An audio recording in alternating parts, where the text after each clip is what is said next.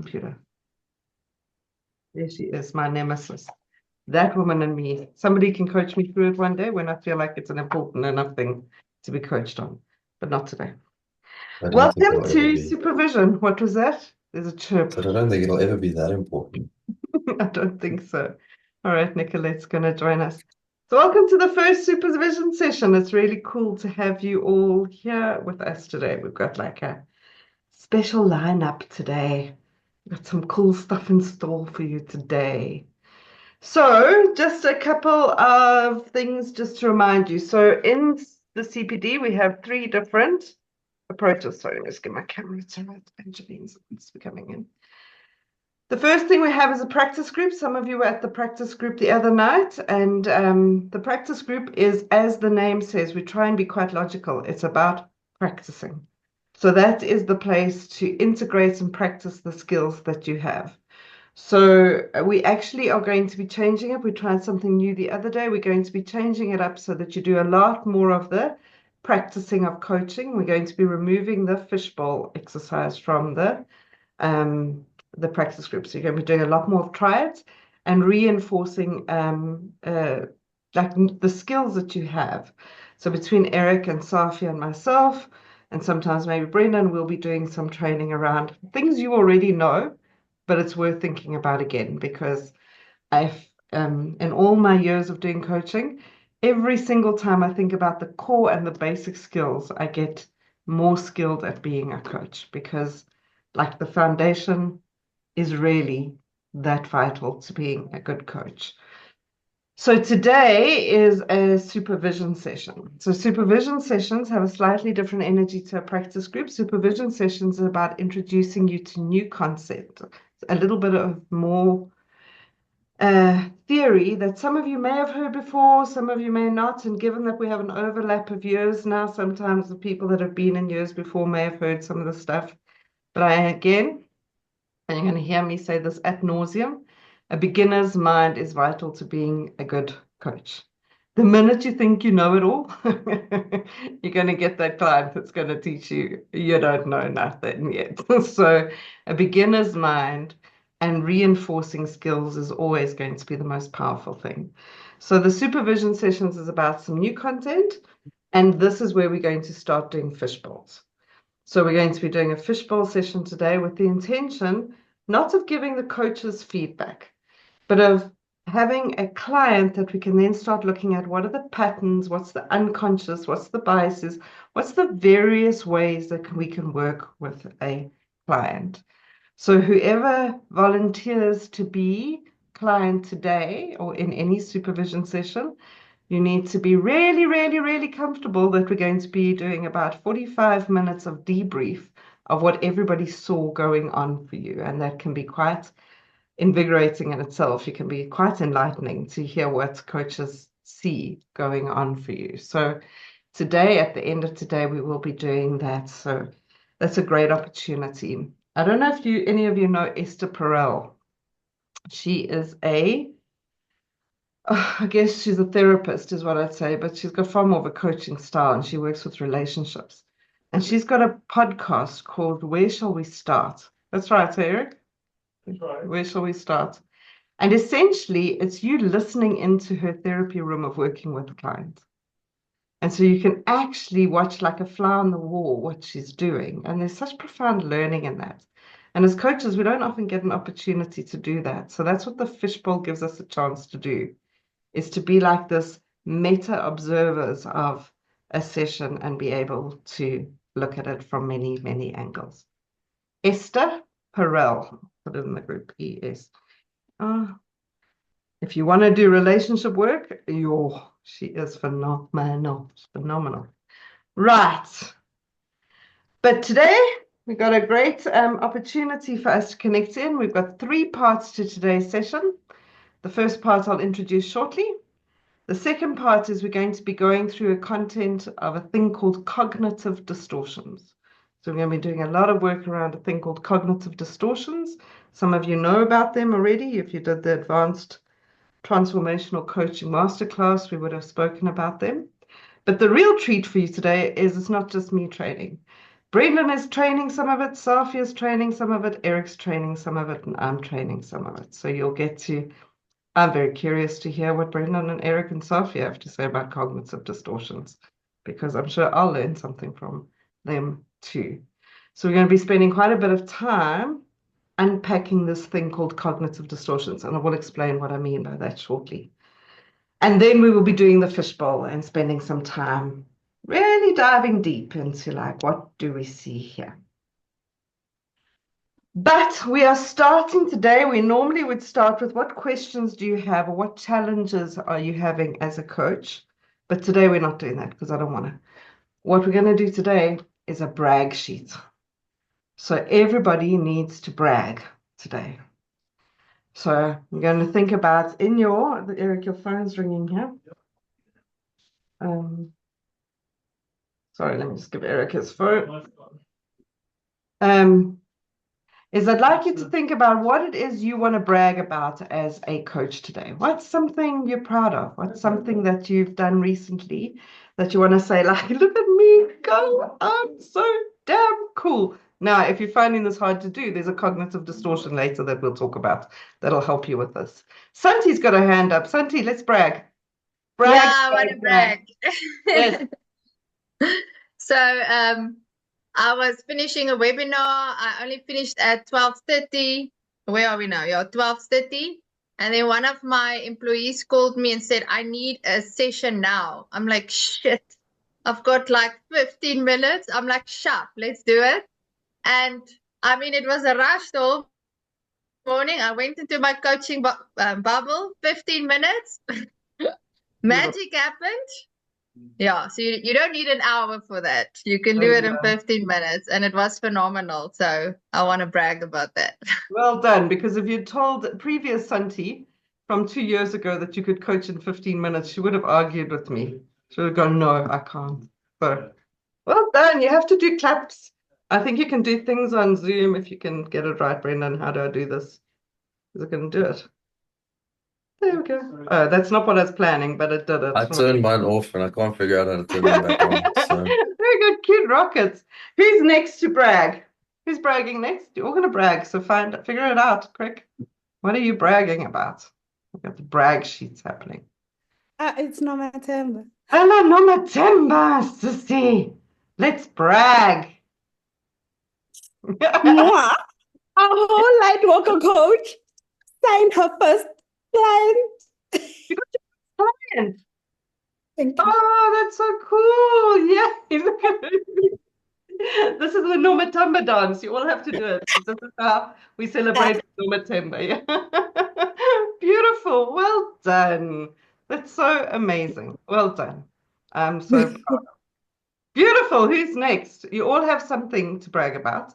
So if you're sitting there and doing the comparison game, we'll also talk about that later. I want to know what you're proud of about yourself. Who's next? Nicolette, welcome. We're playing the bragging game. What are you bragging about? Angeline, brag away.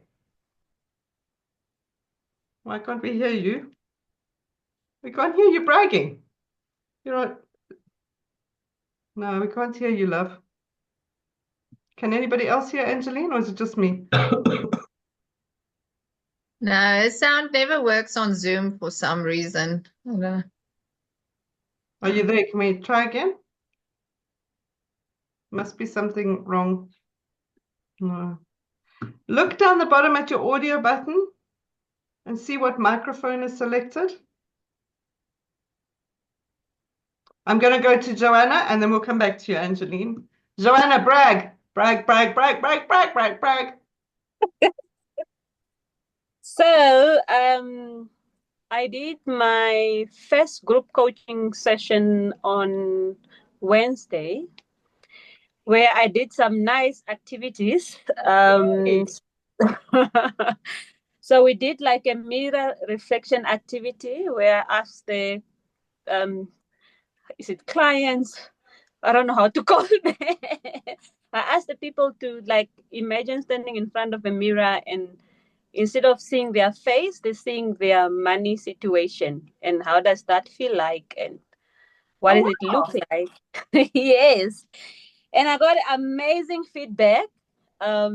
where one person sent me in my DMs that they couldn't continue when they did the activity. So they had to drop off from the Zoom, and they would want to have a one-on-one session and stuff. So yeah, I'm getting better and better and better. You are. So you're going to be training the group coaching masterclass next week, eh? Bring it on. For those of you who don't know, Joanna is in Namibia, and Joanna has signed up for the CPD program and to redo the whole coaching program this year. So she's traveling up to Joburg, 10 times for all the masterclasses and the coach training, which is, I think, a commitment. And like, I'm going to brag about you. Beautiful. Who's next? Angeline, I've got sound yet. Can you hear me now? Yes, we can hear you. Tell us, what are you bragging about? So I've got the same bragging rights as Nomatemba. In my case, I just signed my second client. Oh, well done. That's so awesome. So proud of you. Yay. They're very lucky to have you, all these clients in the world. Hello, Rihanna. You just snuck in there. We're bragging.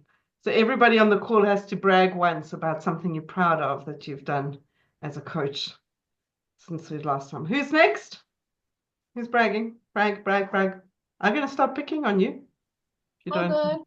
Okay, good. Who was that? Me. I don't know. Hello, Marie.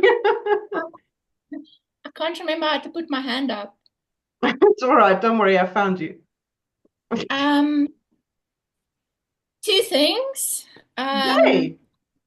I know. Hello. Rushing already. So I had my first one-on-one coaching session with a client, and she scheduled another one, so it's pretty cool. Very cool. And then also I created my pages for Lunar Light Coaching on Facebook and Instagram. So now I must just start posting content. Oh, beautiful. But it's a step, and you've got a beautiful logo. Thank you. Yeah, it's very, very cool. So if you haven't found Marie, Lunar Light Coaching, go and follow it so that you can nag her when she posts content. Okay? Beautiful. Great job. Who's next? Eric's here. All is well. Everything's better now. Who's next? I'm going to pick on you, Heather. You must know I'm going to pick on you, Heather. I'm always going to pick on you. Lalani put up a hand. Oh, did Lalani put up her hand? All right, we'll go Heather and then Lalani. You thought you were being saved there, Heather. Yeah, I don't. So I'm still struggling to think of something to brag about, but the one thing that does come to mind is actually being able to do the online masterclasses. So yeah, that was a big thing for me. So It yeah. was. And you've done them so well. And didn't you run one with your sister this morning? No, she's scheduled for tomorrow. Okay. Yay. Beautiful. Lalani, brag away.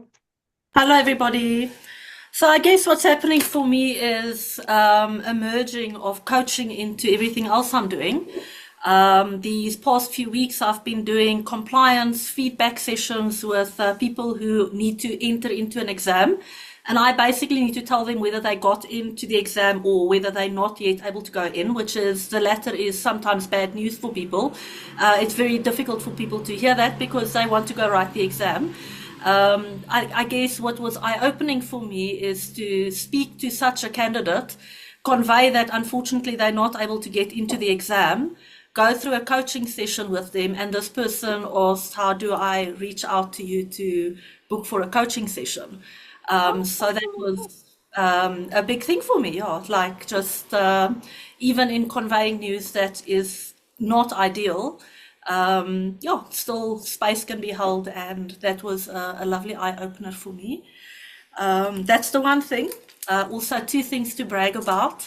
The other one is just in terms of my other offerings, I have been merging my shamanic and color therapy things with coaching, and I have clients for both sessions. So I'm going to be playing with some Munaiki and with some color therapy, but in a coaching container. That's Very exciting. awesome. Like one of the most important parts of this journey is to integrate it. That we don't keep all these things separate. And giving bad news is probably one of the best places to have coaching skills, that empathy, that connection, the ability to debrief it. How beautiful is that? So exciting. You see how amazing you all are. Difference you're making in the world. Who's next? I will pick on you. I will. Sophia. No, Heather's peeing, shame. I'm just going to close my door. Sophia, go for it. Did she just say he was peeing? What? No, it was Heather's bed. Bed. B-E-E-N. It's okay. I know you're like with me in the winter of our lives now. So our hearing, our sight, I know. Menopause. I actually think that this month's been a rough month, coaching wise. I feel like there's been like two little dips in my stride. One in private coaching and one in group coaching. So I'm a bit bruised. Okay. But I am very proud of the fact that I set the agenda for myself to do a weekly newsletter, and I think they're pretty good newsletters. I've done a webinar each month. Okay, there you go. Yeah. You're putting out some amazing stuff in the world. Like I read your post and I'm like, oh, I never thought about it that way. It's so cool. Yeah. Beautiful. You're allowed to be bruised and brag. Bruised Thanks. bragging is still bragging. Yeah. Beautiful. Who's next? Natasha, let's go to you. And then because you guys will be off mute, you can go afterwards, dear. Okay. So I've been having many clients. I put out that ad, and I think within like 20 minutes there were 3 places gone, and then the next day the other 2. So it felt really good.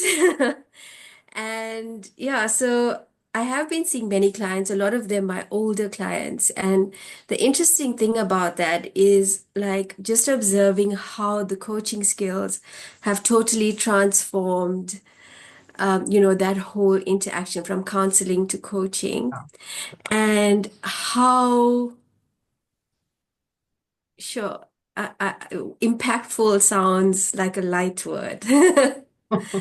The shift is. So it's really beautiful to observe. And also, like previously I could not really see the things that I was doing better or right.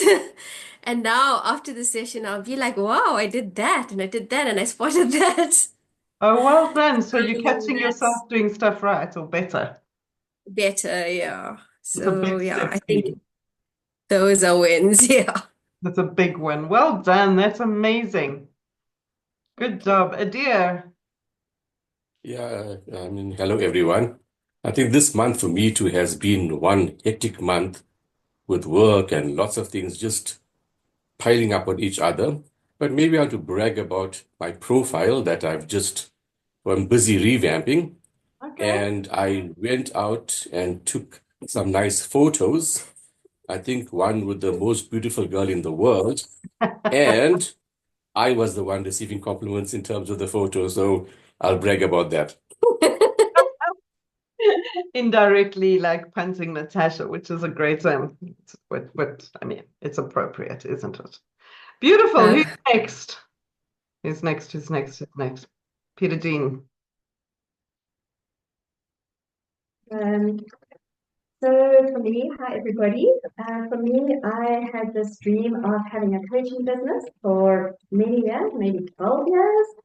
And when I looked at my business this year, for the first time ever, I've got more coaching clients than any other work coming in. So I'm quite, I'm not going to go to the negative, but yeah, I'm holding thumbs. So cool. Yay. That's so awesome. Beautiful. Who's next? Candace, are you next? Yes. So I'm happy and excited to report that I'm in the third phase of a culture refresh or change program. And about 2 years ago, I would have felt like a complete imposter being in this space. And yet I've been able to design, lead, and actually evolve and change the program from my original intention as to what the program is actually needed on the go. I have a client that trusts me. I trust myself. It's working with the system. And even though it's going really well in terms of everything that I can contribute, I also recognize that I'm not in control over the actual change. So despite the positive feedback that I'm receiving and the little glimmers of hope, I realize that I can't physically force the system to change, and the system and the people, have to do the work themselves. So I'm just very, very pleased to reflect backwards on my own journey. Yeah. We told you 2, 3 years ago you'd be doing this so comfortably and trusting yourself. You would have fought with me, Candace. I mean, maybe you even did. I'm not sure. I can. Must have been. Beautiful, Brendan. Darren. Yeah, no, there's one thing that stood out for me in the last month or so is obviously we had the conference the couple of weeks ago.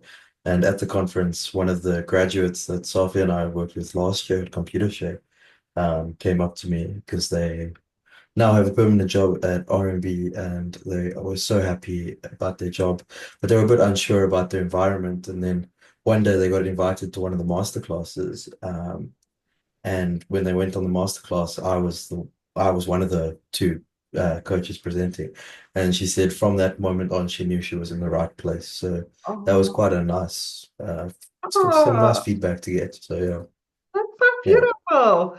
To do hearts, how do you do hearts? It's just delayed. I have to remember. Beautiful. Ariana, let's brag. Hello, Anastasia. We're bragging. Hello. Welcome. Yeah, so hi to everyone. I'm actually keeping it very basic. I'm just bragging that I'm here. There's nothing really else that I'm excited about. I'm just grateful that I could make some time and be with this group this afternoon. So that's what I'm bragging about. I think that's an enormously big thing, Ariana, to just be able to say, I showed up here. Like, it's hard sometimes to do that. Yeah. Busyness, all the stuff going on. It's lovely to have you here. Francesca, you're ready to brag, aren't you? Yes, Taryn, I'm ready to brag. Hello, everybody. You love bragging, don't you? Yes, every day. So I was just reflecting on this question and also going, oh, what do I have to brag about?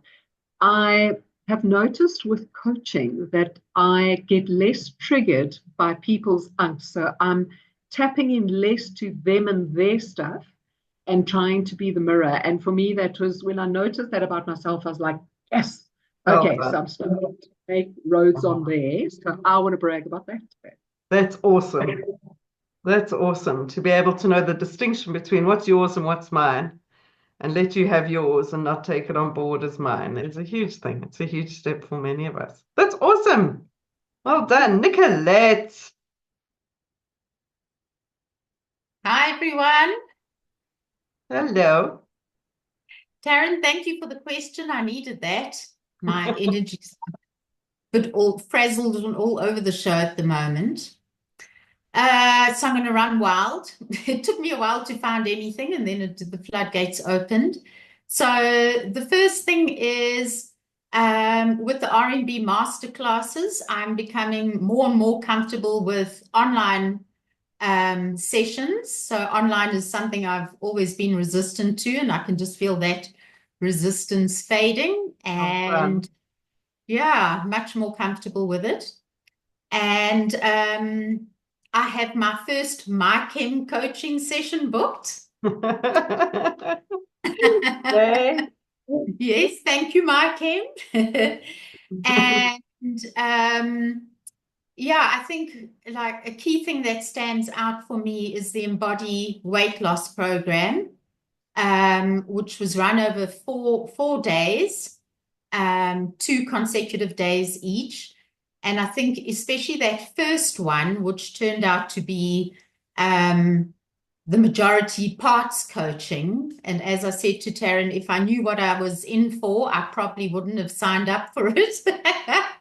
But I'm really glad I did. And, just to hold that space, managed to track, 6 people across 2 days. I surprised myself. So I'm really, really proud of that.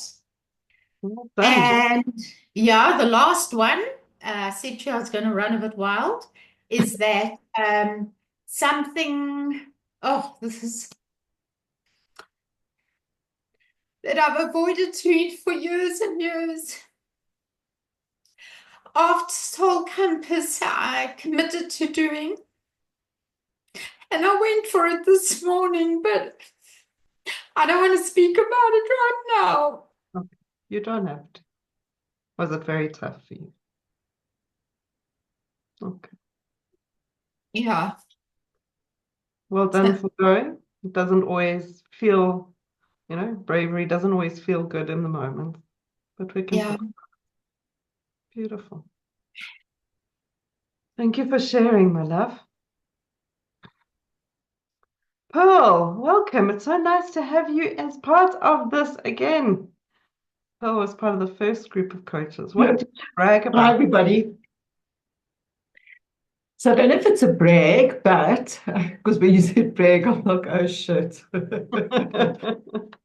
So I'd say, okay, so I've come out of a drought. So I'm intentionally starting to, I don't even know, I'm trying to find the word. So I took a massive step back, avoided society, cocooned intentionally and unintentionally, and I've now come out the cocoon. So I'm not sure if that's a brag. It is. Sounded like a brag. A little step out. Beautiful. I decided for 18 months to just close myself off to the world. Well, we're very grateful that you chose to come out of the cocoon to us, because that's a big thank you to you, Eric. Thank you. You're welcome. Anastasia, my darling, I know you came in a bit late, but you've cottoned on, I'm sure, to the fact that everybody's sharing something they want to brag about as a coach. So what would you like to brag about, other than your magnificent pads that you need to make sure everybody gets, because they're so beautiful and so lovely. So we'll brag on your behalf as well. Thank you, Taryn.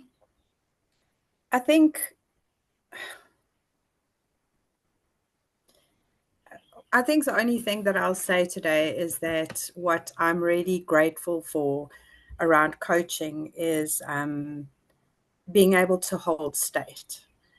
As some of you might know, I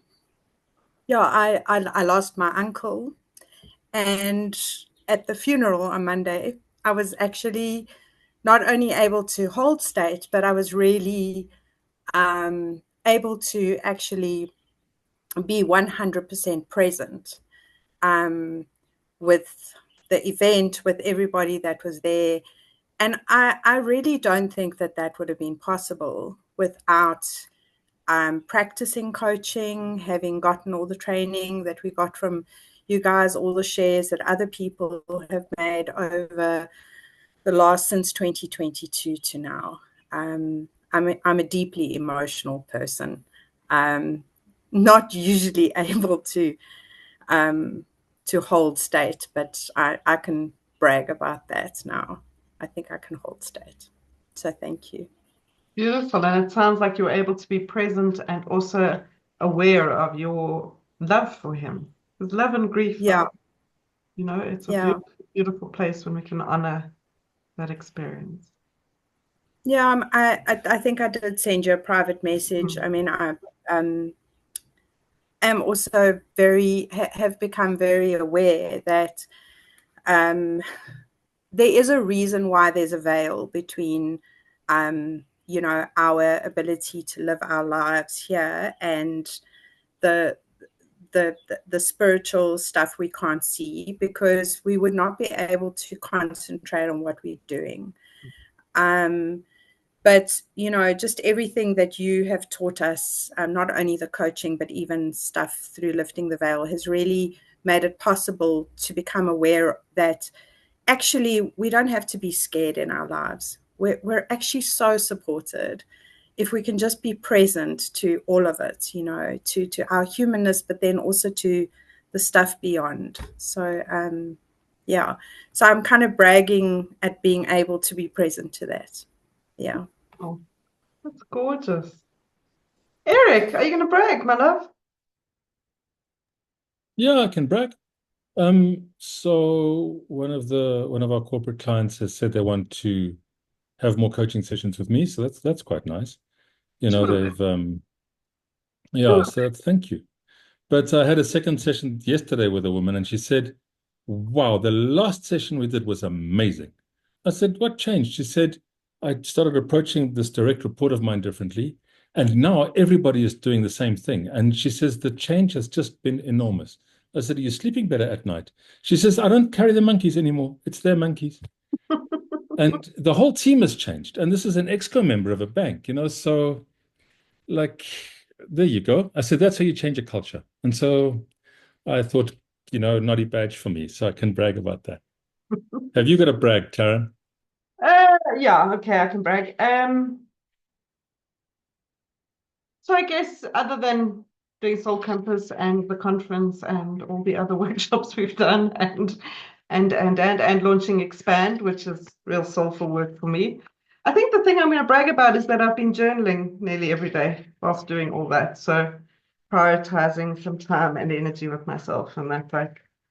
And Eric and I went away on a retreat. We're not going to tell you about it yet, but on this weekend, and I'll brag, like that was a very brave and beautiful thing to do together. So brag about that. So you see, look how good you all are at bragging. That's so cool. So cognitive distortions, for those of you that have never heard of that before, are thinking patterns that distort our version of reality. So it's the simplest way I can describe it. Cognitive is obviously about the mind, but I think some of the coaches are going to give you some perspective around that. And distortions is about we don't see things as they are. So the best way I normally describe this is that if you imagine going to a hall of mirrors, you know, like at a circus or one of those fates, and there's all those mirrors. And there's one in Rosebank at the moment, the Hall of Illusions, where you can go and stand in the mirror. I like the one that makes you tall and thin, you know, and you can stand there and you can look in the mirror and you're all like tall and thin, but it's bullshit. It's not true. It's not fact. And so this ability to see reality as it is at the heart of personal empowerment. And we know as Lightwalker coaches, we're always working towards empowerment. And so part of our role is to work with clients to help them see reality as it is. Not as they want it to be or as they think it should be or as they would like it to be, but as it is. And once we can embrace reality as it is, we have the power to respond appropriately to what is going on. And so there are 16 cognitive distortions we're going to talk about today.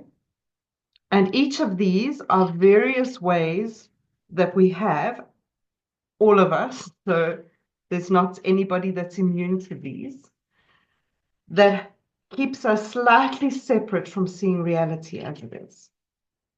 And as a coach, this is magic, because when we can listen to language and that language tells us, oh, there's a distortion going on here, then we can ask questions that expand that distortion and bring clarity.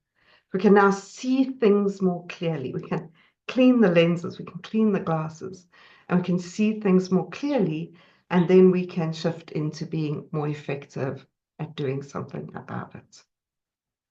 So 16 sounds like a lot, and I guess it is. And there's a slight overlap between all of them. But Brendan's going to be taking you through the first 4, then Safia will be taking you through another 4, I'll be taking you through the next, and then Eric will be finishing us off after a small break. And so as we go through it, it's a really powerful thing to start noticing 2 things. 1, how do I do this? Huh? Because if you're going to bring your distortions into a coaching session, then you're going to coach distortion to distortion. Because then I'm going to collude with the client's distortions of reality. So noticing in myself how this shows up is very powerful. And also starting to think about some of the clients you may be working with, or even friends and colleagues, and how you see it showing up and what can we do in response to it. Does that make sense? Is that a good enough place to start? When we do our fishbowl later on today, we're going to spend a lot of time debriefing around distortions. So there'll be a practical way for us to come back to noticing these distortions.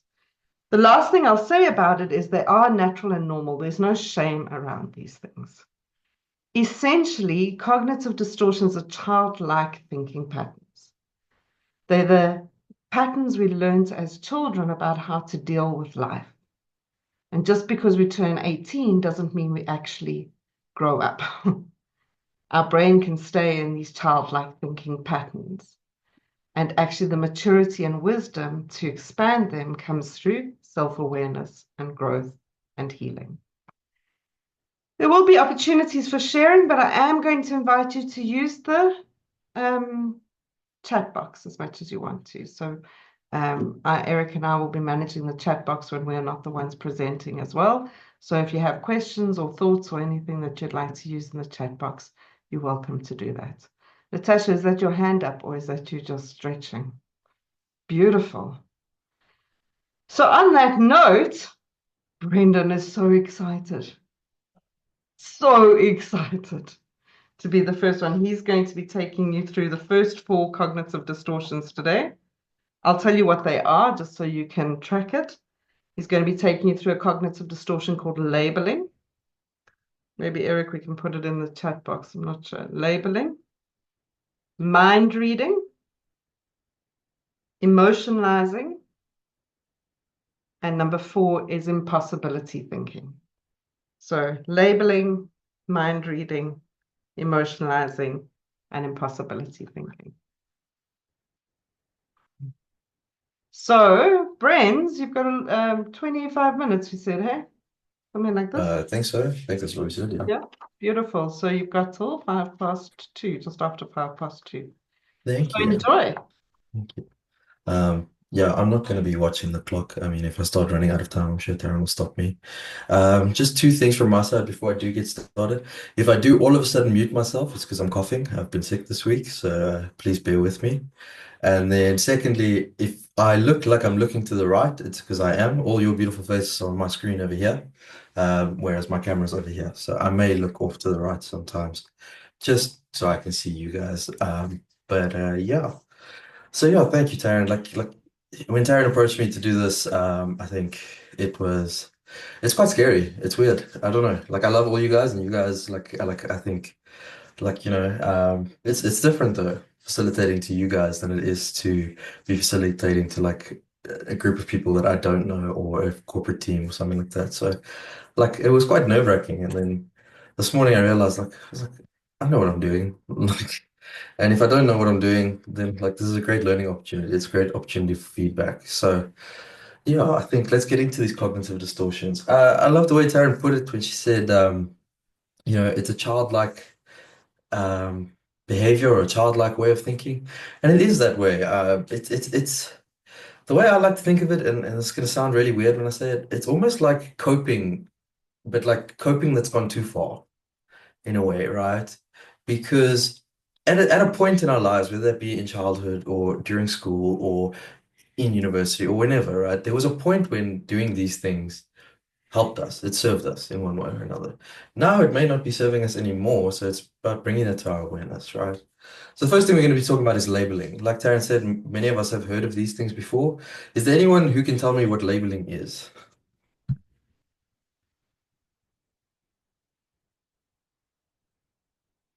I know you can, Taryn. You can. I mean, like, I'm not going to stop you.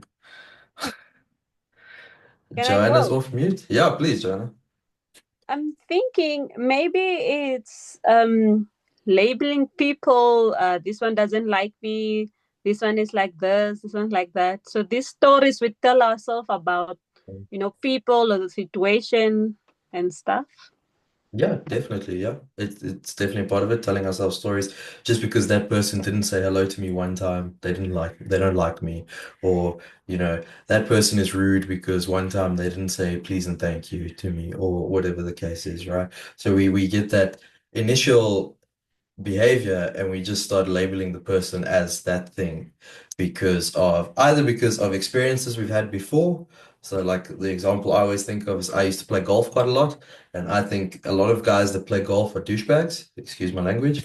uh so like whenever I walk up to a golf course, I just assume the guys are douchebags. Like it is like that's just the type of um thing I think Heather says is stereotyping. Stereotyping definitely plays into labeling.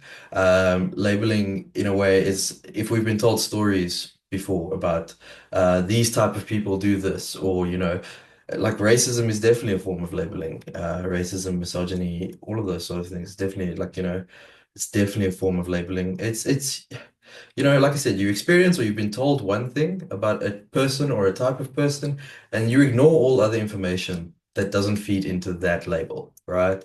So that person earlier where Joanna said, oh, this person doesn't like me because of X, Y, and Z.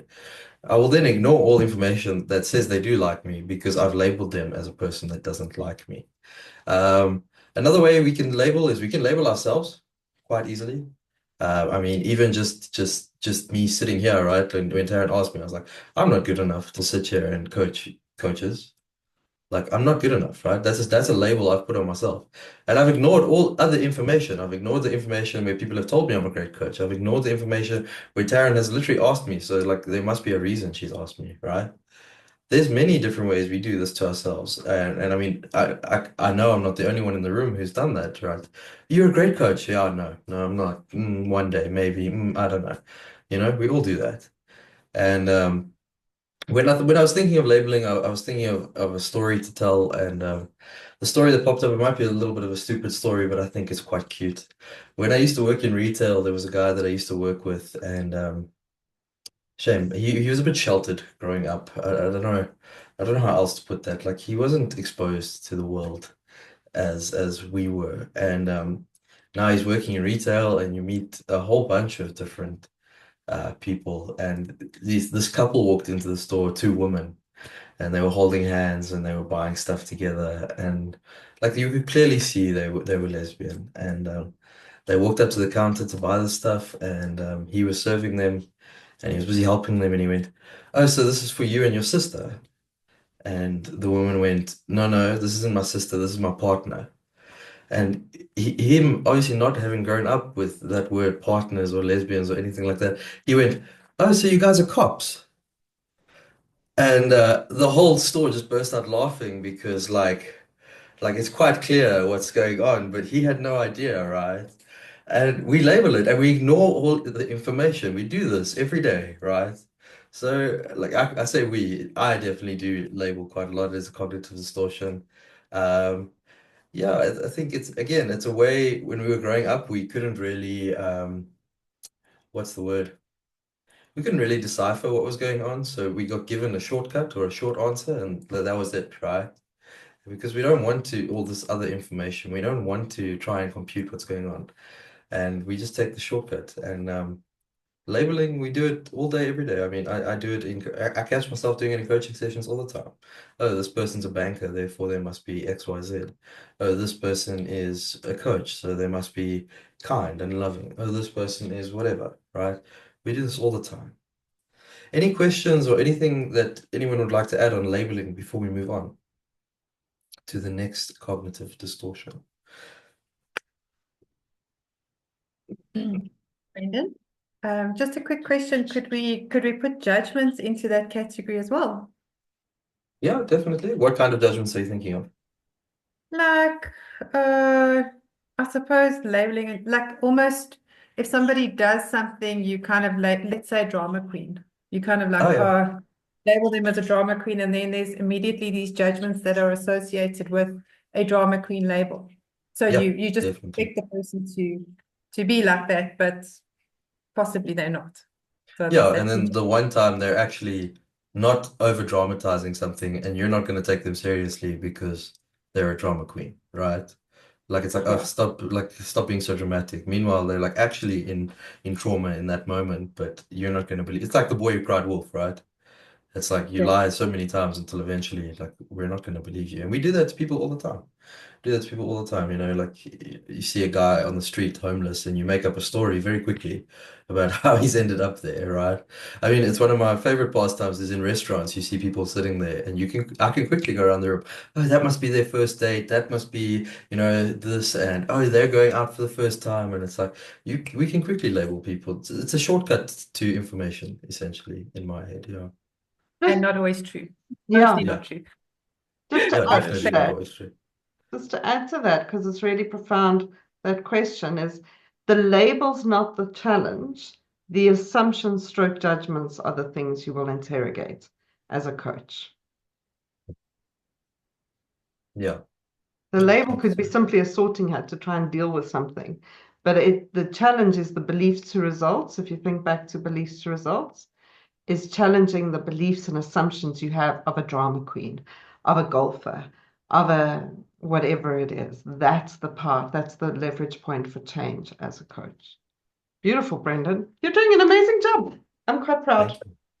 Nicoletta. Nicolette, yeah. There was a movie or documentary made about a study where they took students and they put them in a prison environment, and half the students were allocated to be prisoners and half were allocated to be like wardens, or I think you call them wardens, I'm not sure. And the experiment was how these people all lived up to their label. So the wardens all became bullies, the prisoners became victims, and there was a lot of violence playing out. And it was a beautiful demonstration of how people then create an assumption about the label and end up living up to it. Yeah, definitely. I think that's a beautiful story. I think like it's exactly that, right? We give these people, incarcerated people, this label as prisoners or convicts or whatever the word is, and that just makes it worse because like we're not trying to rehabilitate them, we just rehabilitate them. We're just trying to punish them, right? And that story is exactly that. Like if you keep telling, if you're gonna keep telling this glass of water that it's alcohol, eventually, like it's gonna start believing it's alcohol, right? Like it's how our brains work. You tell me something for long enough, and eventually I'm going to start believing it, right? So beautiful. Thank you. Let's move on to the next one, which is mind reading. Can anyone guess the number that I'm thinking of between 1 and 100 in my head? I don't know why you're laughing. It's a genuine question. 47. No, not 47. Sorry, Eric. I'm not going to let you all guess though, because you wouldn't have got it right. Because I was tricking you. I was actually thinking of 101. But no one was on my wavelength, so sorry. No, but mind reading, you know, we all mind read. Let's be honest. Much like I said earlier, it's a shortcut to simplify living in a really complex world where there's a lot of information, right? I think mind reading is something that us as coaches have to be really careful of because obviously we can be quite intuitive. But we have to be very careful between what's intuitive and what's mind reading, right? And mind reading, like it's a quick way of understanding a situation with not a lot of information, right?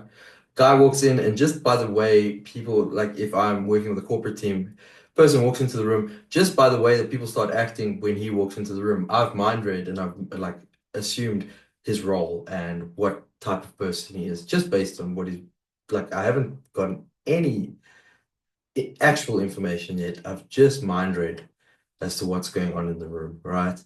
And a lot of the time, this can lead to rejection because whatever we mind read, we project onto the person. So we could have a client talking about divorce is a great one, right? They can be talking about their divorce, and you can be like, "Oh, shame! I'm so sorry you went through that." But for them, maybe the divorce is a great thing, right? You're just projecting your own experiences of a divorce onto them, right? So we can mind read that just because a divorce was bad for you, it's bad for somebody else, right? And the way I like to think of mind reading, I don't know if this makes sense. This is how it works in my brain.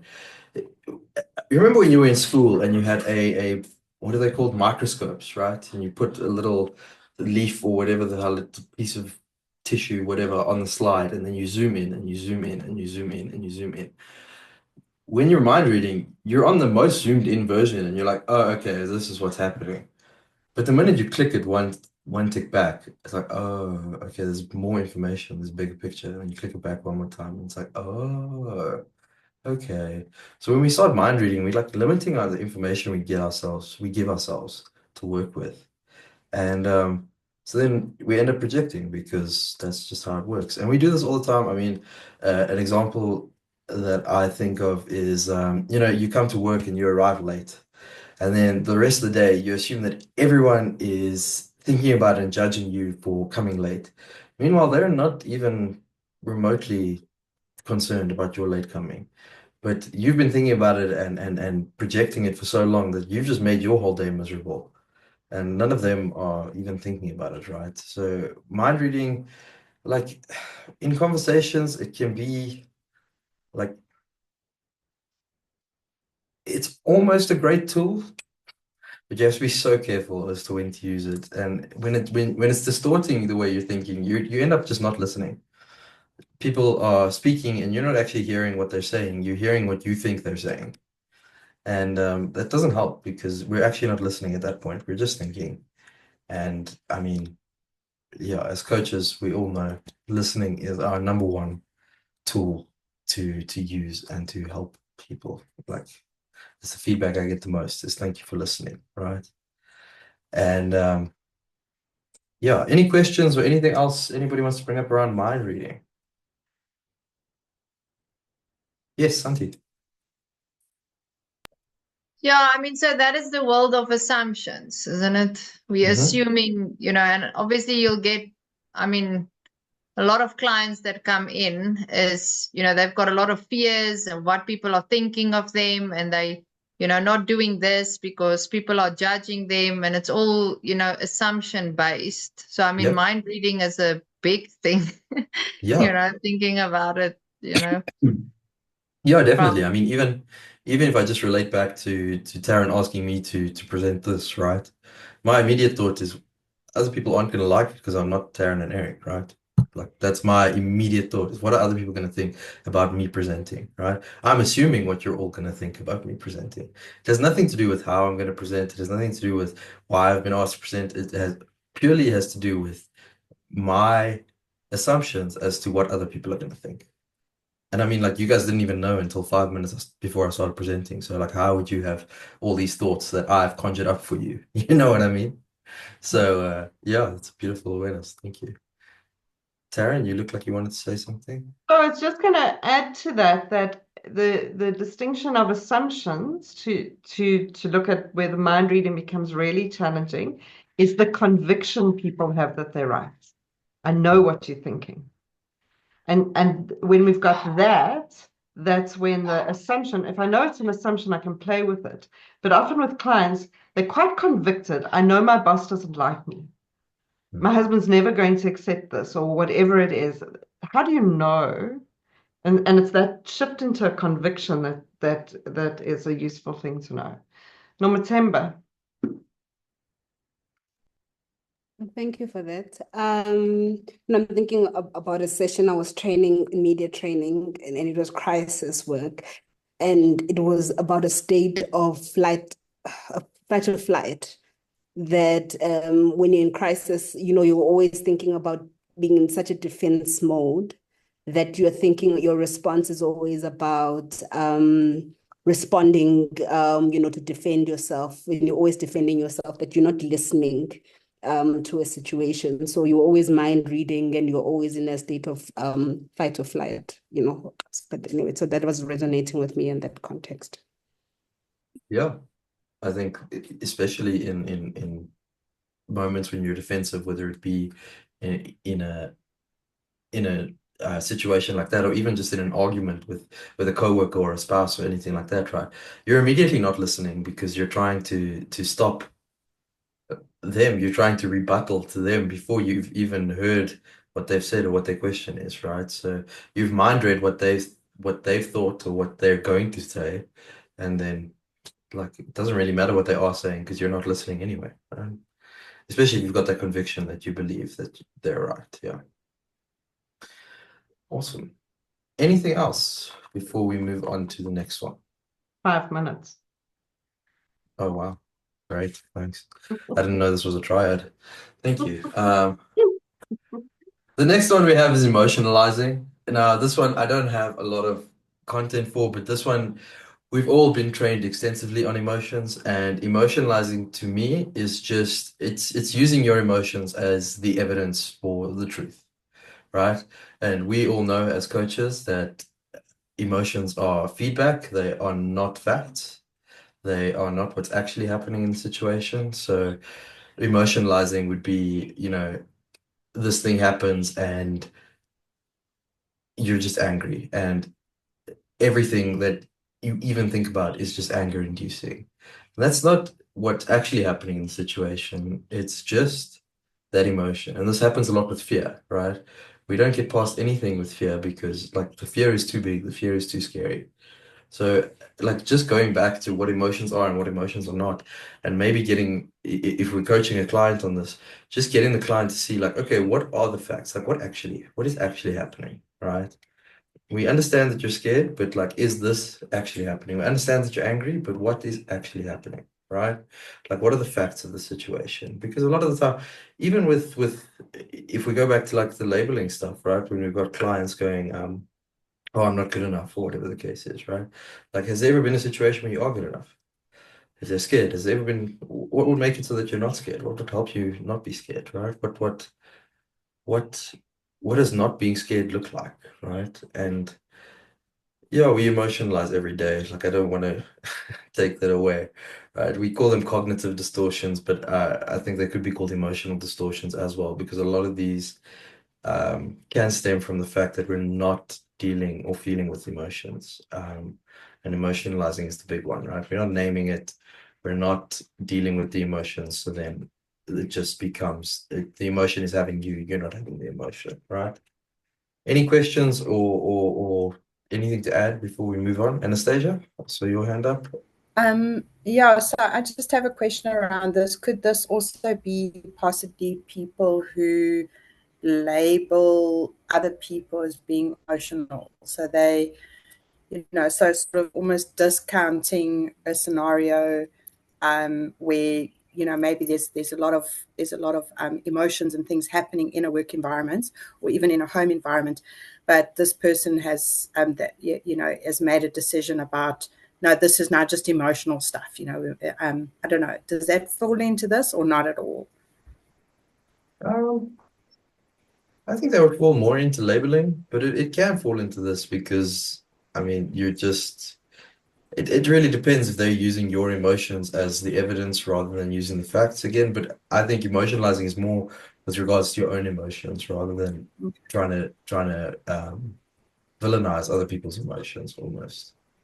Does that make sense? Do you want to add, Tara? Yeah, I mean, it's exactly as you've said, it's more so.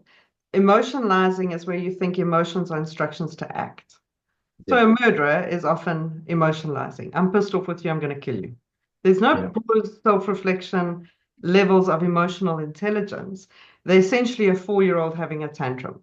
I'm hungry, so I'm going to throw myself on the floor and do whatever I can. That is emotionalizing, is the emotion is the instruction for action. We do a lot in Lightwalker coaching to bring the gap between emotion and choice to respond. Whereas with emotionalizing, that gap doesn't exist. Brendan's right, Anastasia. The one you're describing is more labeling and putting that label onto somebody. Santi and then Eric. I feel like a big part of emotionalizing related to cognitive distortion is the big words. It is. Yeah, sorry. Is a lot with not taking responsibility for the emotion, like blaming other people, you making me angry, you making, like, that's a distortion. You know, it's not other people doing that. It's your emotion. So it's Yeah. reflecting and avoiding. Yeah. Yeah, definitely. I think we'll get into blaming a little bit later. I think we are covering blaming as one of the cognitive distortions later. But it's exactly that. Like it's not dealing with the emotion. So it must be somebody else's fault, or it must be like whatever happened is the cause of all my pain and sorrow. You know what I mean? So yeah. Eric, you had your hand up? Yeah, I mean, these are all gateway drugs, these cognitive distortions, because one will lead to another. Yeah. And as Taryn opened, they all take us away from facing reality. Emotionalizing is also, I'm angry with you, therefore you're bad. So there's the labeling, right? Like I'm angry, and exactly as Taryn says, now that's an instruction to act, but it's also an instruction about the world around me. And so I'm angry, therefore you are bad or you are hurting me. And there's a very strong conviction, but it's an emotionalizing way of viewing the world. Yeah. And it's a big one. I mean, you'll know it, with children. You steal my toy, I will bite you because, like, I'm angry, And then you watch teenage boys, like, I'm just going to murder you because, like, you're irritating me. And, like, that. The example I had was road rage. Yeah, Taxi exactly. cuts me off, I have to hoot and bang and get out my car and, yeah, it's exactly that, yeah. And last but not least, because I only have 1 minute left, is Like, impossibility got a few minutes. thinking. I know. Impossibility thinking. This one we also know as canting. We talk about shooting all over yourself quite a lot as life coaches. This one is canting. C-A-N-T, not C-U-N-T, just for reference. This is the belief that this is the belief that something or something is absolutely impossible. It's a version of black and white thinking or all or nothing thinking. It is something is absolutely impossible. It doesn't matter what changes about the situation. It doesn't matter what it doesn't matter what the task is. If there's a variation of the task, it doesn't matter. Like it's impossible. Right? So a lot of us at the beginning of the coach training, I say that a lot of us, because myself included, I can't be a coach. No, I can't do that, right? And then like slowly the story starts changing with a lot of work, right?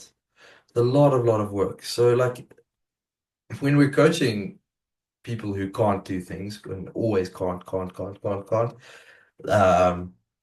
two of the ways that we can do it is we can question the validity of their beliefs, right? This is such an extreme belief. We can be like, sure, has there ever been, I mean, we've all seen this happen before in coaching sessions. Has there ever been a moment where you could do it? Like, what are you good at? Like, there's questions like that. And then another one is to break it down into much smaller steps. Those of us that did the is it stress-free productivity? No. Yeah, it's the stress-free productivity. Is it the stress-free productivity one? Yeah. Where you do like the walk the line exercise. You break the goal or the belief down into much smaller steps, because the reason a lot of times with this cognitive distortion is the thing is way too big to even fathom achieving, right? Like it's we need to break it down into much more bite-sized chunks. Yeah, I think in terms of canting, we're not going to get the client to go from can't to I can immediately, but we can start shifting it slowly but That's surely. canting in itself. Why not? I had a guy yesterday. Okay, you could. I'm just saying, like with a okay. Yeah. Fair.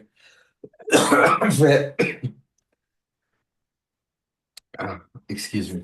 But yeah, like so that's impossibility thinking, really. I'm not gonna go on because I'm gonna end up canting myself again. Um, any questions or anything anybody wants to add before we go on? I would like to just add one thing around canting is that there's profound power in getting people to say, I don't want to, as opposed to I can't.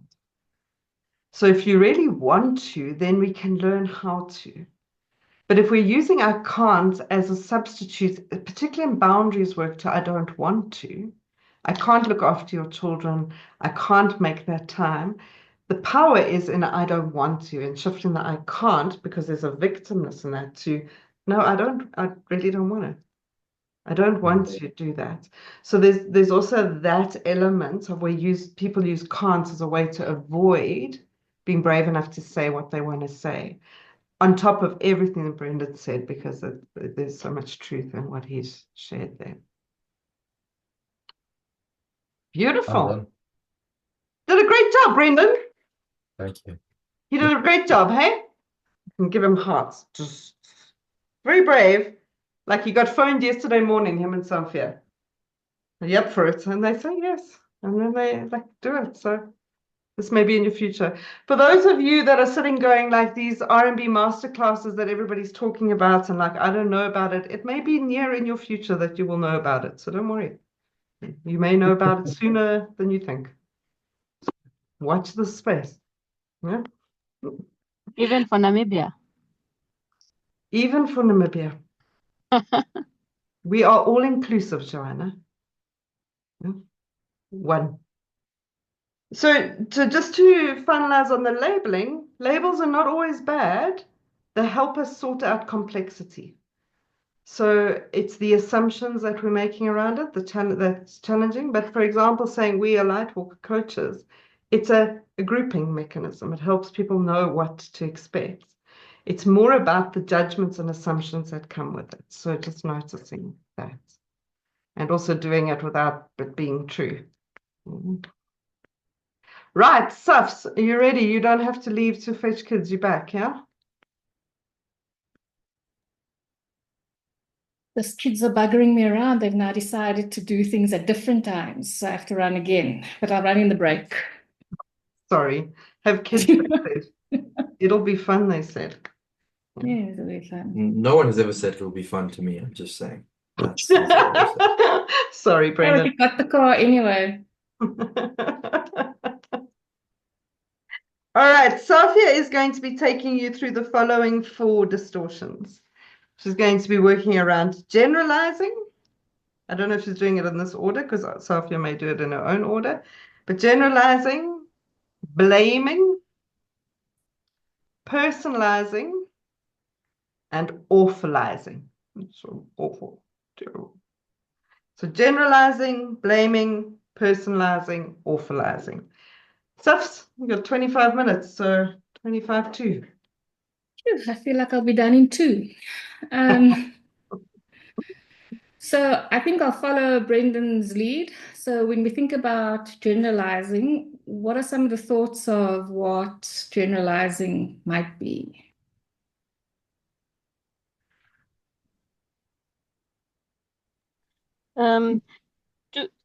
Yeah, I don't know. For me, it sounds like it's also like labeling.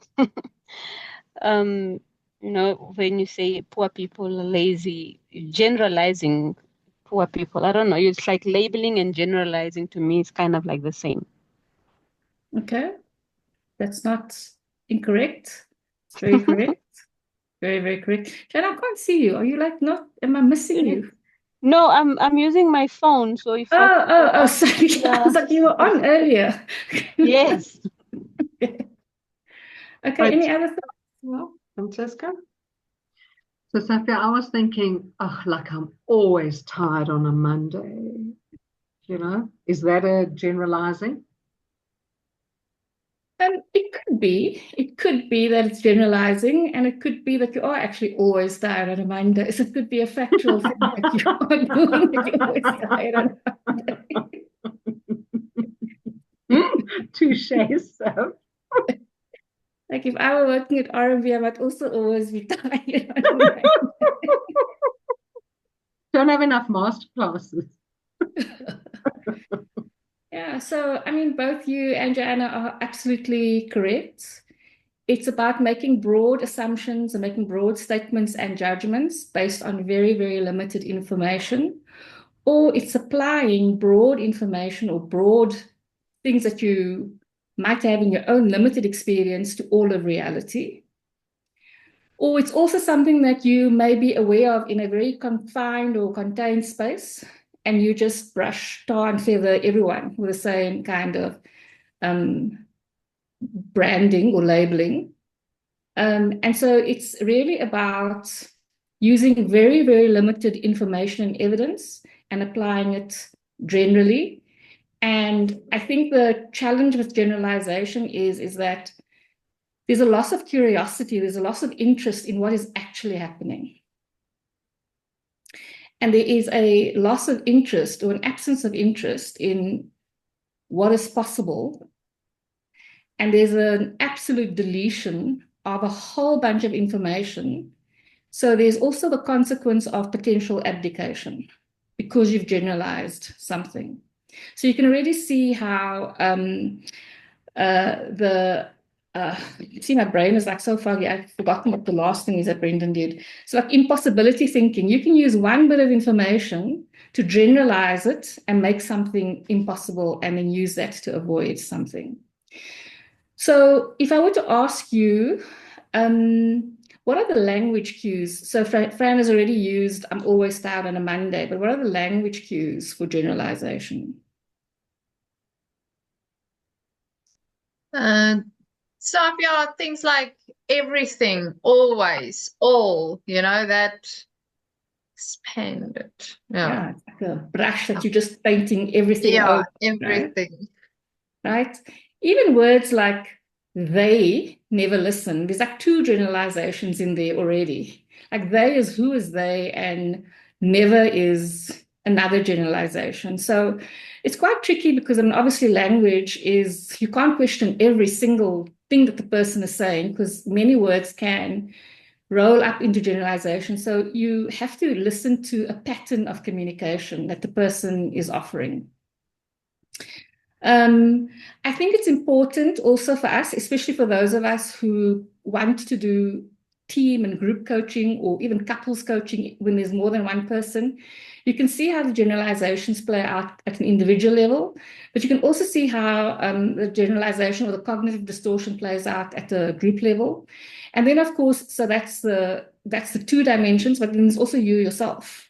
How do generalizations play out for you? And so an assumption might be because somebody is tearful, the generalization is that tearful people are sad. And so now you start coaching your client as if they're sad, but you haven't actually inquired. So what are the tears about? So we have to be very mindful of our own distortions and our own generalizations in coaching sessions. And I think that the antidote to generalization is curiosity. Right? And so this concept of double clicking on words. So I'm following my notes here, yeah? Because when I got this brief, I was like, oh,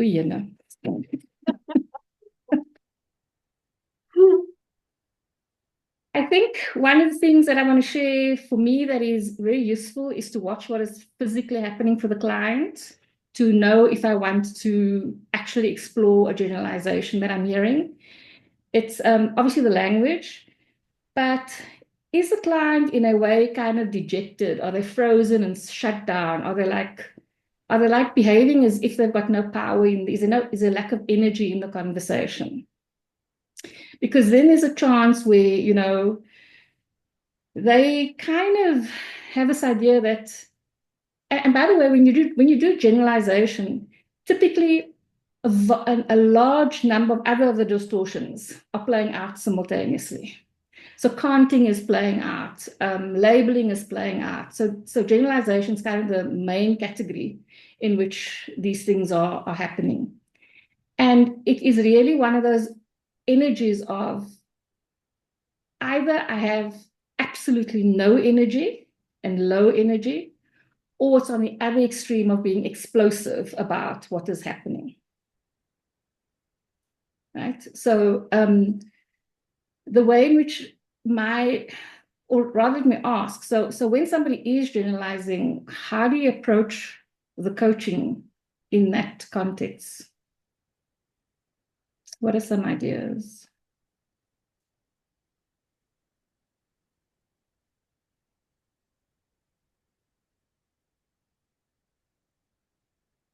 I know you all know how to do this.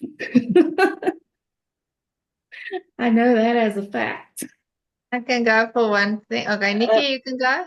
It's fine. So if you hear like a pattern of repeat, they always, would it not be helpful to ask always? Just repeat back the semantically loaded word. Yeah. Yeah. It's really about very gently asking the client or matching the client's energy, whatever is happening, and using their language back. And another way in which you can address that is to also ask the client, so is there one time when it hasn't been true? And so it's just to give the client a perspective on, oh, maybe not, right? In my experience, generalizing is used as a mechanism to escape or to abdicate responsibility. And so to give that client that perspective of just that one time when that's not true, there's already a shift in awareness for the client. Yeah. So what is Heather saying? Could you ask who are they? Yes. Yeah. So I think it's important, especially for this particular one, where you are watching where the client's energy is at, because there might be a number of other distortions underneath it. And you're going to have to see if it's a high thing or a low thing, where the client's feeling powerless or agitated or whatever. In my experience, it's really just about asking the clients questions about an alternative reality. I don't know if there's anything you want to add, Taryn. I'll just add one way of knowing the distinction between labeling and generalizing, and not that it's always important because they overlap so much, and it's also okay not to have it diagnosed. You want to just be curious, which is exactly what Sophie said. But labeling is something where people do and they make assumptions to put you in a box. Oh, so you're a girl. Oh, so you're a boy. Oh, so you're a banker. Oh, so you're a hippie. Or so I'm trying to put you in a box, and the box comes with all the assumptions and judgments, and that's what you would interrogate. Whereas generalizing is somebody's had an experience and extrapolated it out to mean that's true for everybody like that. So I was once hurt by a guy, so men are awful. That would be generalizing, and it's a small amount of true data about a specific context or event extrapolated out to mean a lot more for everybody or everything. My favorite example of this is I had somebody once tell me all people in Hong Kong are depressed. I was like, how do you know that? Because that's the question. How do you know? It's like, no, I worked with a guy from Hong Kong. So you've met one person from Hong Kong. How did you know they were depressed? Well, they never smiled at me. So now, all right. Like now we can start to see what's true and what's not true. So just to know that is a difference. One is like trying to sort it into a box. The other is taking evidence and extrapolating it to mean something. I don't know if that's helpful for people to know. Beautiful. And then the next one is blaming. And so is there anyone here who has never blamed anyone? We all have experience with blaming. What, I don't today? think I need to explain this one. Sorry, Eric? You mean today? Today, maybe in the last hour. I don't know. So what is blaming? What are your thoughts about, like, if you were to describe it, what is happening when blaming is happening? Santi's fingers like on the buzzer today. Like, Sorry, man, I'm triggered all day. Yeah, not taking responsibility. Like, yeah, that's a big part for blaming. Yeah, for me. yeah. Either you were gonna say? Yeah. And so I think blaming is actually a very tricky one for many of us, because simultaneously there's an accusation and there's an abdication. And sometimes we are leveling the accusation and the abdication at ourselves simultaneously. And that's like what kind of when the work of the inner critic is happening. So we don't only have to listen for when our client is blaming other people, we can also listen for when our client is blaming themselves. And we have a number of options to work with a client when a client is blaming. But before we go into that, what are you hearing the client say when there is blaming in motion? How do you know there's blaming happening? Would it be something like, it's not my fault, it's somebody else's fault, it's their fault? It's their fault. Quite literally, that's the one I had scribbled down, right? It's their fault. It wasn't me. Heather? Not really an answer to your question. Sorry, Safs. I was just thinking, there's something around powerlessness when there's blaming and not taking responsibility. So it's almost that there's nothing I can do. That's, a loss of power almost. I think that. Absolutely. On the money. So it's really essential for us to recognize exactly what Heather is saying, because the client is essentially putting themselves in a position where they are at the mercy of something bigger than them. And so an example that we could use is, for instance, and this gets used all the time, including by me, is I'm late because traffic is always bad in Joburg. The traffic lights weren't working. And so I'm at the mercy of the something bigger than me, which is really about the client being fairly at odds with their own agency. Okay. So as with blaming, you hear them in individuals and teams. And how would we work with blaming in a coaching session?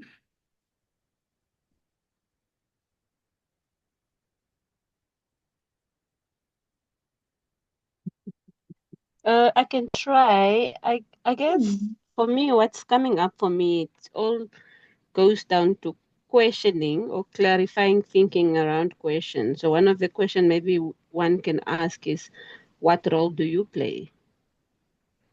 Absolutely. That's a very powerful question to ask a client.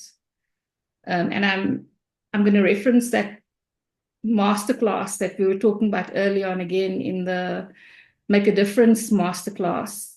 In the way in which the conversation is run, people explore a problem, and then there's kind of this moment of, oh my God, when the question arises around, so how do you hold the reality in place? So that is the big shift that typically happens because it's a cognitive distortion. People don't even see that they are deleting their own power and their own authority. Okay. I think if I were to associate what was happening to the client in a blaming situation, I think it's probably a version of a freeze response. And so it's also about being mindful with what is happening for the client and allowing them to experience what is happening for them. I had a coaching session yesterday and there was blaming happening. And literally the client, who is a very seasoned banker, feels like she's 14 years old and powerless. Right? So those are some of my thoughts around blaming. Karen? So just to wrap that up a little, is that we do need to understand blaming is a survival instinct in all humans. To protect myself, I'm going to make you look there. And so that self-efficacy of I am safe is really core to being able to have somebody take accountability for the part they play. If I feel like I'm going to be hurt or punished for owning it, then I'm going to avoid it. And this is really at the heart of empowerment in so many corporates and leadership and teams that you're working with, is that accountability is owning the part you play, which means taking responsibility for what you did. But if I feel threatened and I don't have any self-efficacy to deal with that, then it's a survival instinct to blame. And perfectionists blame a lot because perfectionists need to live in the illusion of perfection. And so then they would blame others for anything that doesn't fit into that. And if they can't blame someone else, then that translates into blaming myself because there must be someone to blame. So the healing is also getting to, there's no one to blame. It's nobody's fault. It's just stuff that we need to take accountability for. But blame means punishment. So it's a really important part to understand around this idea. It's not just being a victim. It's a survival instinct.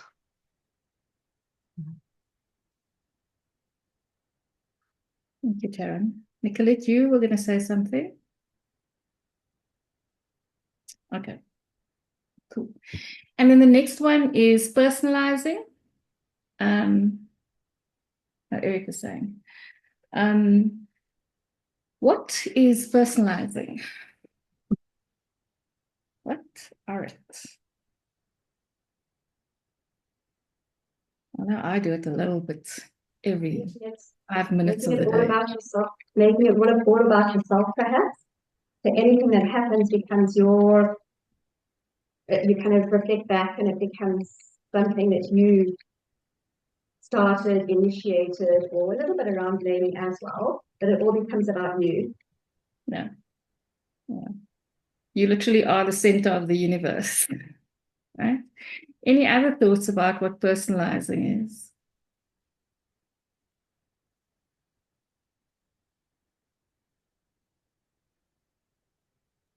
Saf, could it be assuming the worst about yourself? I don't know, I'm not Taryn to guide on that, but for me, that sounds a bit like a blend between emotionalizing and personalizing. Yeah. But it is, in a way, part of it is blaming yourself for everything that happens. You know, Donald Trump got elected and I must have not played my part properly. Whatever it is making external factors about you. So it's really about taking responsibility for things that are out of your control, but it doesn't have to be a negative, as in I'm blaming myself. It can also be I'm bragging because, you know, I was in the same atmosphere as when that happened, so it must be because of me, kind of thing, right? So it's really about and I would imagine that this one goes very, very much with the cognitive distortion of over-responsibility. Yeah. How do we detect personalizing? What is the language we're listening for?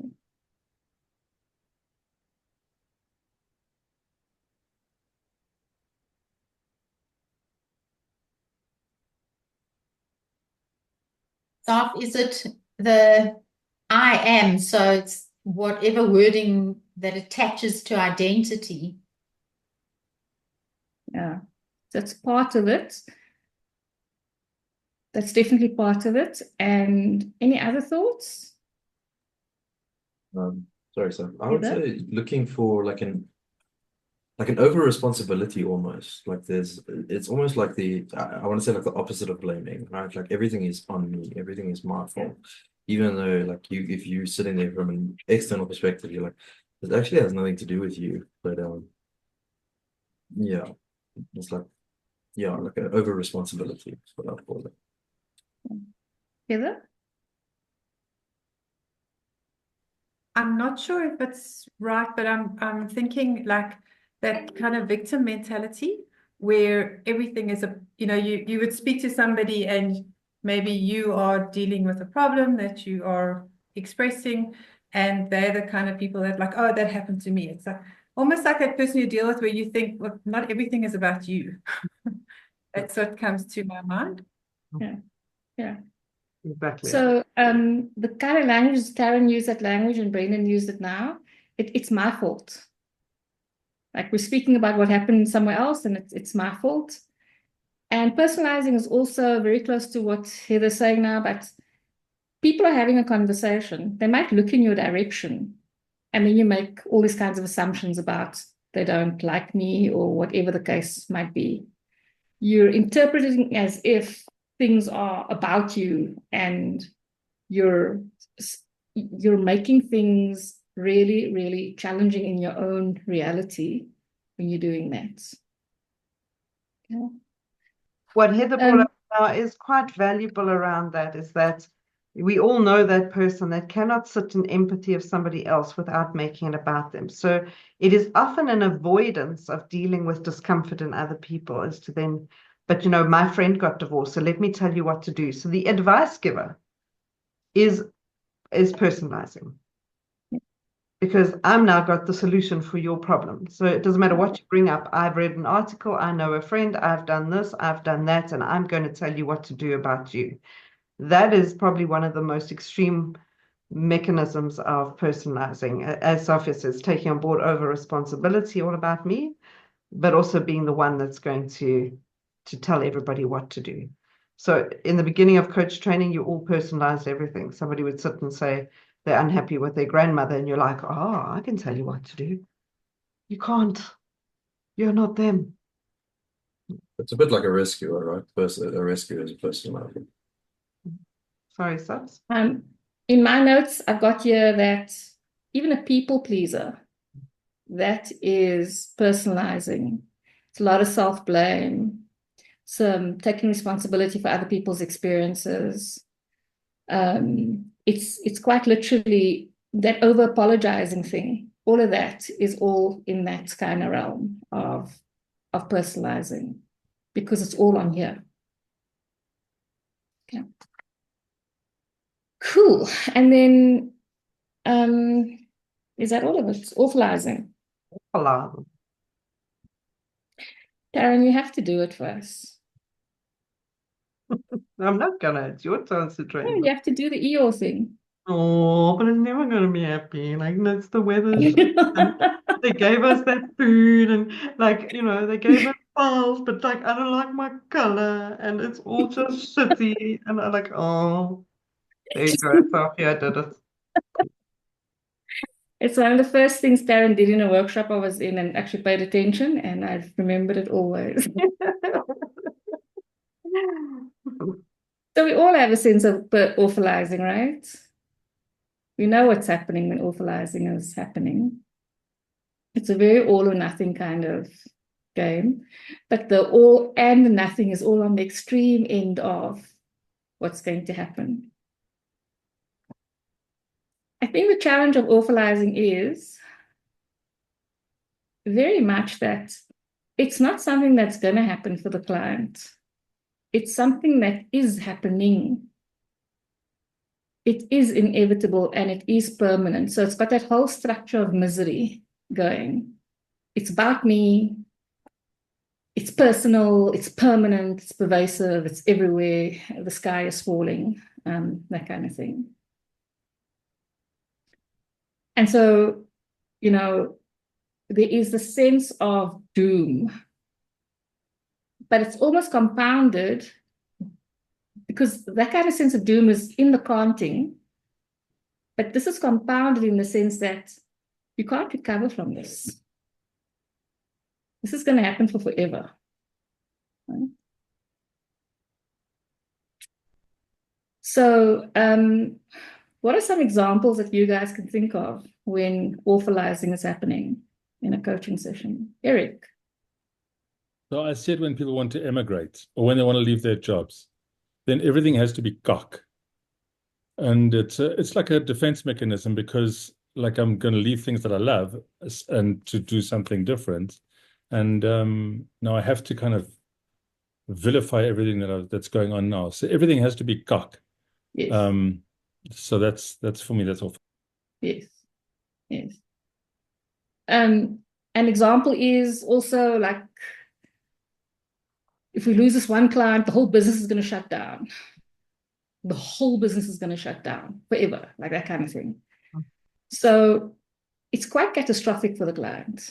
Santi? Yeah, so generalizing but awfulizing is very much intertwined, yeah. Because it's everything is cock, like everything is everything. And so when that we would be your immigrate, signs. No. So that would also be your signs. Sorry, that would also be like your signs that you can look, but in the sense of awfulness, and it's everything, Is it? Yeah. So something Nicolette? sorry. Something we've heard a couple of times. I'm going to die naked and alone on the side of the street.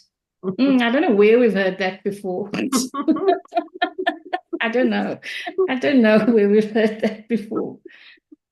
So it is a very, very childlike response just to their reality.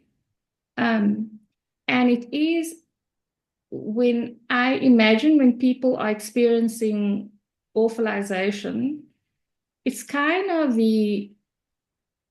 they're at the very edge of the personal power reserves. They have already convinced themselves that they have no power in a situation. And what they're trying to do in many instances with awfulization is they want to get away. So it's a very big flight response. They can take no responsibility. They've taken responsibility off the table completely. They've taken any good news off the table. They've taken the possibility of success off the table for themselves. And they're not even doing it at an intellectual level. It's happening in their nervous system. They're not thinking about it.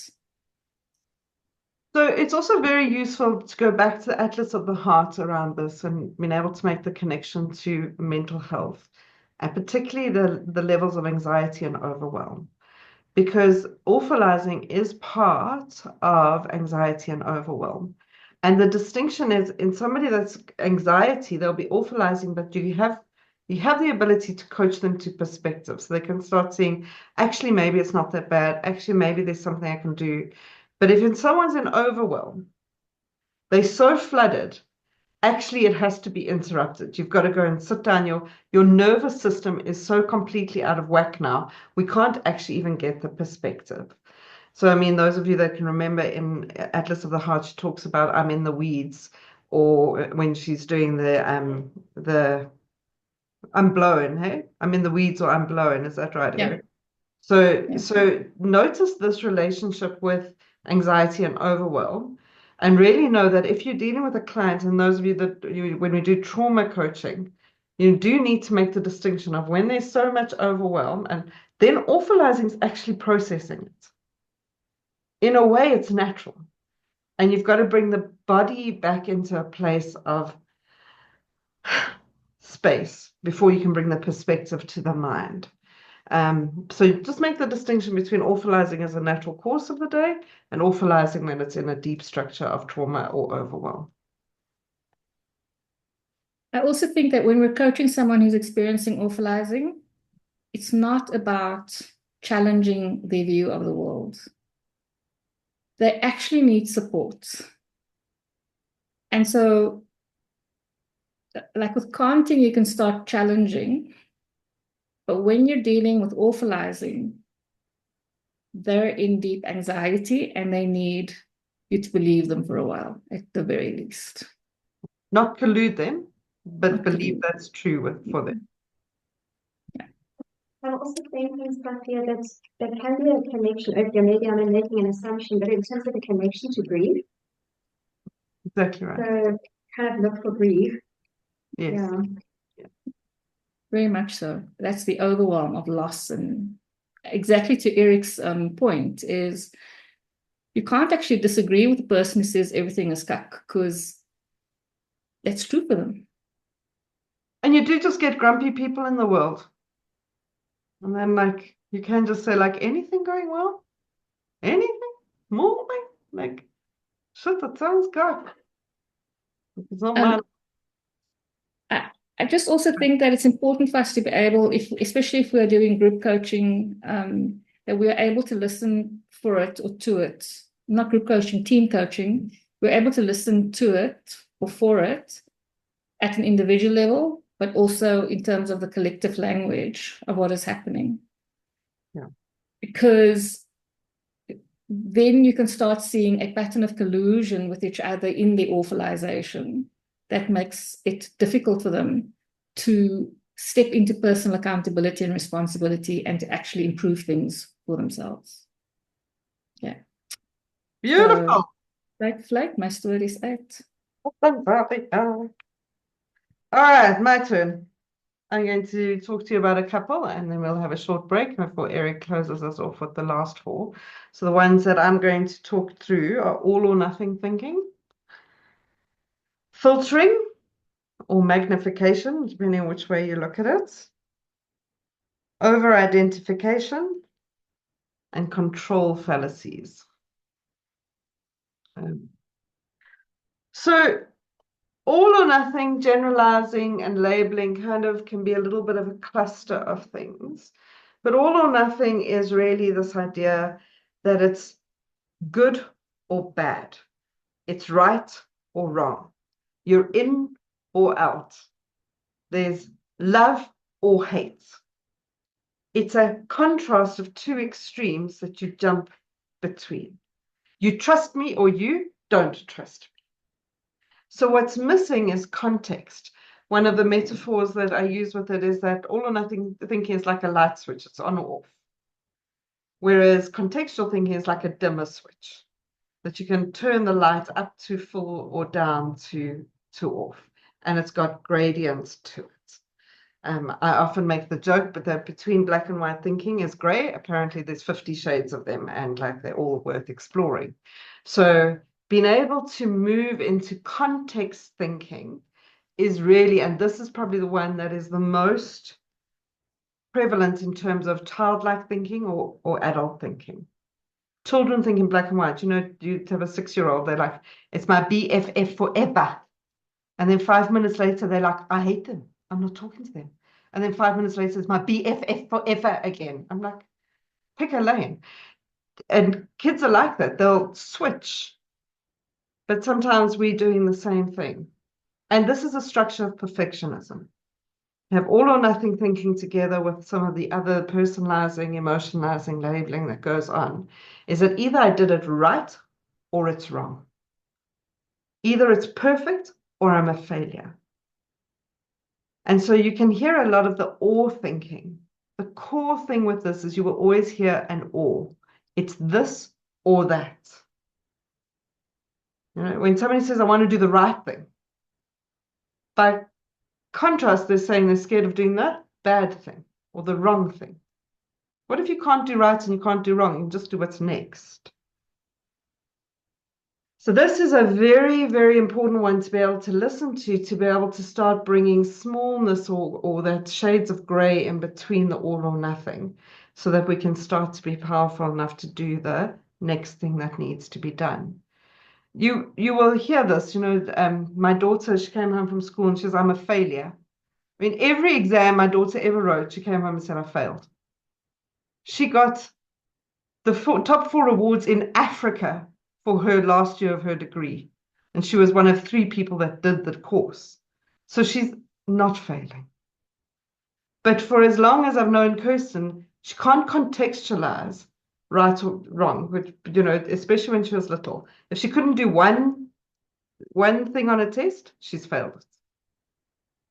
The one day I actually got her to take out a whole lot of coins.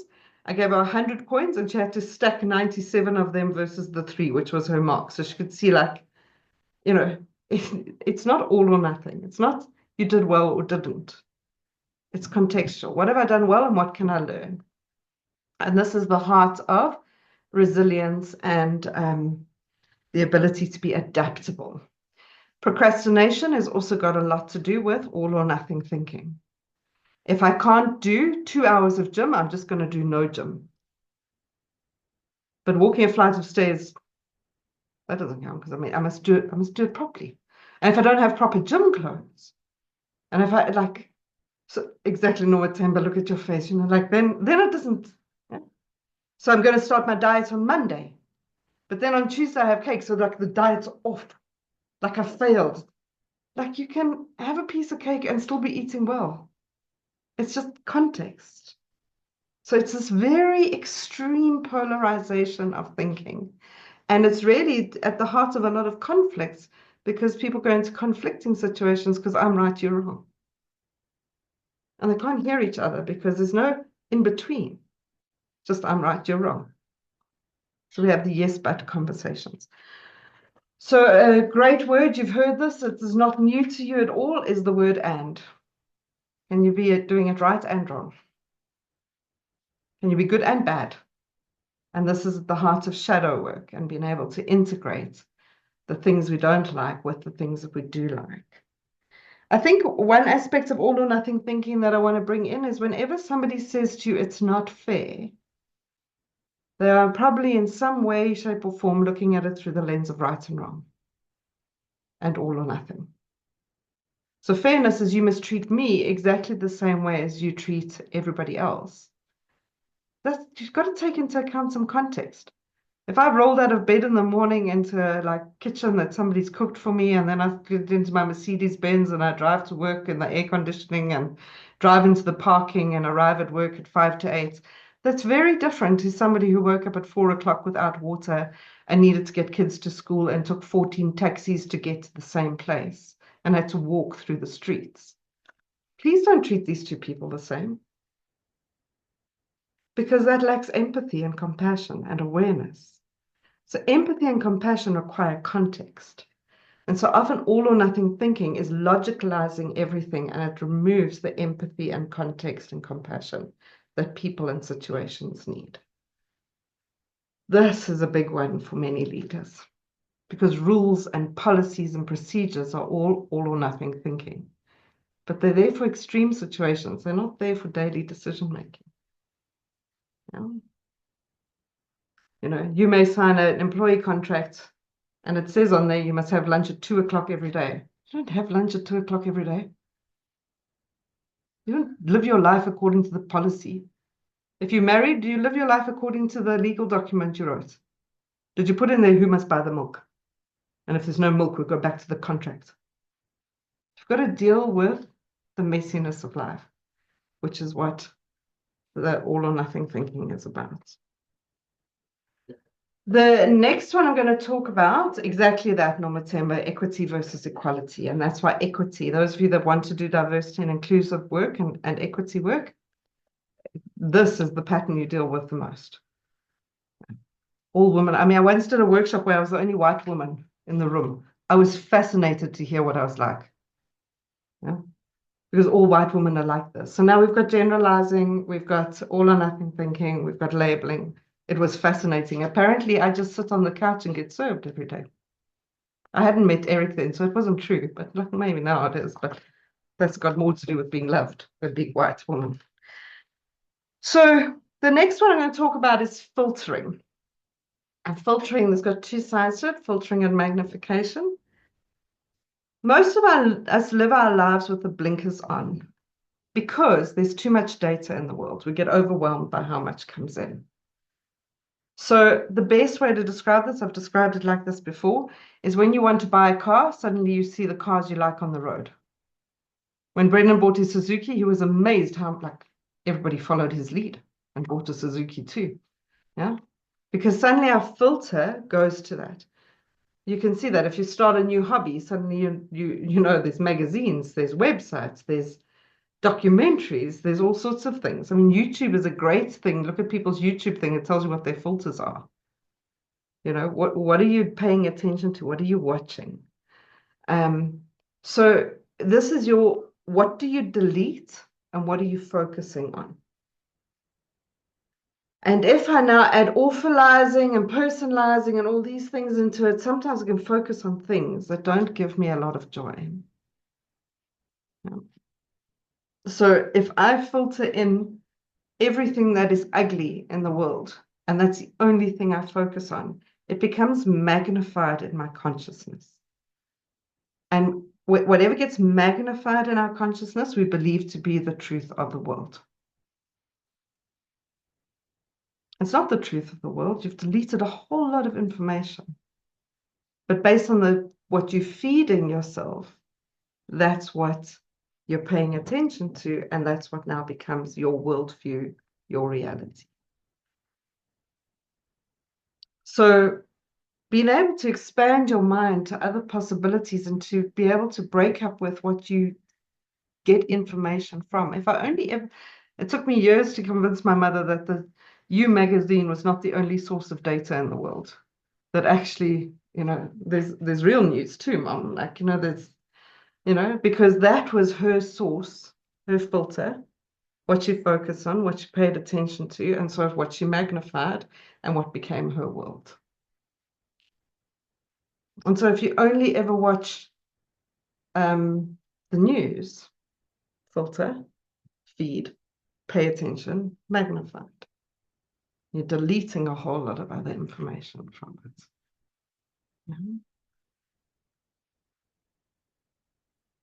So, I mean, some of you have heard the story. I coached a Jewish man who's completely absorbed with the war that's going on because that's part of his world. But in his mind, he can't believe other people aren't thinking about it 24/7 because it's so magnified in his reality. Can't believe like it's not something that's going on for other people. I can talk through the other two quickly so that we can have a little bit of a break, and I'll take some questions just before then. Over-identification. So Safia was talking about personalizing and Brendan was talking about emotionalizing.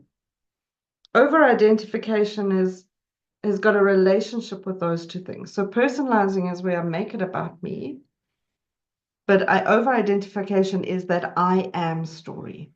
Anything that comes after I am that filters into the rules by which I live my life. So that can be anything. I am religious. There's a set of rules that constructs the way I must behave in the world. And if I'm not like that, I don't belong anywhere, or I'm nobody, or I'm nothing. I am a woman, I am a mother, I am an accountant, I am a light walker coach, whatever you want to I am there. Is it something that's liberating or constraining? Some identities are quite constraining. They come with sets of rules that you're living by. And often breaking free of those, which is largely what your whole coach training was about, the This Is Me journey that we went through, was about breaking up with the false assumptions you've made real about who you are. One of the ways to think about this, and again, many of you have heard me say about this, if you know a parent that's over-identified with being a parent, it will sound like the following. I was nothing before they were born. They are my everything. I can't live without them. I'm nobody. Try give that parent some feedback around their children. You can't hear it. Yeah. It's the same when somebody's over-identified with their job or with their religion or with their set of values. They can't hear the feedback that it may not be true. You know? My daughter's boyfriend's mother is very over-identified with being a mom. There's nothing wrong with that. But she's really, really struggling now as her sons are growing up and they're making choices that don't involve her, which is what they're supposed to do. But she's now no one. She's got nothing because her whole sense of self is wrapped up in that I am story. This is a big one to help heal people. This is what happens when people are grieving. When they lose a partner and I am suddenly alone. And something happens and I am now retrenched, or I am, suffering, or I am now ill. These sense of identity shifts got big structures of grief associated with them. So not all I am stories are ones to be coached, but exactly what Safia was saying earlier, notice, does it come with the constriction and the rules, or does it come with a sense of liberation and freedom? And you want to coach people to liberation and freedom normally.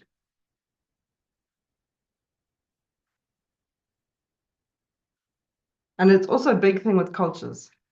I mean, I'll use and say I'm Greek, or I'm Hindu, or I'm Afrikaans, or these things are the identity structures.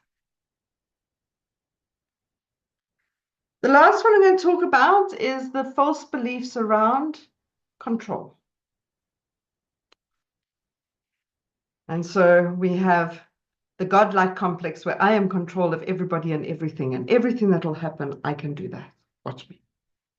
I am the manifestor. I will make it so. I will do this. It's the idea that you are in control of everything. A level of personalizing, but personalizing with power. Don't give them the presidential job. So there's a structure of narcissism connected to that. It's not a diagnosis of that, but there's a structure of that. But when people believe, I mean, I had this, I believed I could fix everything in R&B. Even when I left R&B, I'd hear stuff and I was like, I better send an email. I've got to sort that shit out. How is it my job? How is it my problem? But the illusion is I can fix it, I can control it, I can make it better, which is a little bit of the rescuer. But it's I am in full control of everything in life. The shadow side of this, or the all or nothing side of this, is I have no control. I'm just a victim of everything. So the belief that I can't influence anything. And so this is often you'll hear the words fate and destiny. Destiny is I'm in control. I will create my life. Fate is it's all going to happen anyway. I've got no power. I just need to wait and see what's going to happen and deal with it. Power is in between those two things, which is an I am the co-creator of my life. I need to work with, and it's more about my responses to life rather than being in control of life. Eric, I don't know if you want to add anything to that. I know we were talking about it the other day. Only that it's a new one. There's lots of these cognitive distortions, and we update the list every time we do it. We just go and make sure that, well, we just focus on ones that are useful. And this control one it's a very exactly what Terence is about, the manifesting. People think, and I'm going to talk about this as well in one of mine. People think that they can control the world because they're manifesting the world, and it's a distortion. Terence put it so beautifully. I'm the co-creator of my life. That's the middle way. That's the integration way. So it's not it's destiny, it's fate, it's God's will, or it's I'm going to manifest reality. It's what is happening around me and what can I influence. So that's the difference. I'm just writing notes in the chat. I'm just kind of summarizing as people are chatting. Very helpful. We can send out the notes as well. Anybody got any reflections or questions? I know I went through all 4 of them without stopping for questions. It's more because I'm wanting to make up a little bit of time for us. But anybody got any thoughts or questions around any of those, or observations around them? Nomatemba. Yebo, Mina, what question would I perhaps think about if somebody said, well, it's God's destiny. God chose it to be that way. How do you coach to that? Patiently. So I would ask questions like, so what do you believe God's will is for you? Okay. And what is your role in that then? And what if God did offer you power? What would that be? I would work with the religious context of it, but interrogate the absolutism of it. And so being able to go into, so if this is God's will, so be it. What is your will then? And I will often bring in things like, in many religious contexts, there's ideas of unconditional love, but also free will. Free will is a context of many religious so what is your will? And often that question is very profound for people. They will sit and look at you like, Eric and I call it the tilt moment. Like they're like, tilt. Because I haven't considered I have a will. And so how can your will and God's will start to play together and relate to each other? That's a very profound question for many people. I had a client yesterday and she said, I'm in this dead-end job. I didn't want to be here. I want to know, what does God want from me? And then we were talking and I said to her, how do you know God's not speaking to you through me right now? Yes, did she stop? She says, I don't know. I said, okay, so what are you hearing? So I said, I'm not God, but what are you hearing now? And suddenly there's a different way of thinking about this whole idea of control. Either God's got all of the control, then I don't have to worry about anything. or I've got all of the control, in which case I have to worry about everything. So what's the middle ground? And like we came to, God wants you to be yourself. Everyone else is taken. Be yourself. And we're using God, but trust me, it's used as the divine universe, Allah, it's the universe has a bigger plan than I do. Yeah, and what's your part in that? Or what do you want? So this is really important because this is your permissioning that no topic is outside of the realm of possibility for coaching. That often we think these topics are taboo, but they're belief systems, they're structures, and it doesn't matter what your belief system is because you're not projecting it into it. So your ability to be curious and non-judgmental about anybody's belief system around religion or spirituality or atheism or Wicca, whatever it is, you can access a place of curiosity and play with the distortions rather than alter they're right or wrong. Because religion in itself, which is why the structure of war exists so much in the world, is because we go to war about being right or wrong about them, as opposed to let's just get curious around it. So you can notice for yourself how much permission you're starting to feel like you have to engage in these conversations, because you're not saying you're right, you're wrong, God is, God isn't. I don't know. Is it making your life a party or not? Does that answer your question, Nomatemba? Crystal, thank you. Anybody else got any questions around the ones that I've gone through? I think now's a good time for a quick break so we can take a leg stretch, go get a glass of water, have a wee if you need to, do whatever you want. You don't need to let us know. You're free to do what you want to do. So let's take 10 minutes. So we'll be back at 3:15. You can stay online and we'll see you at 3:15.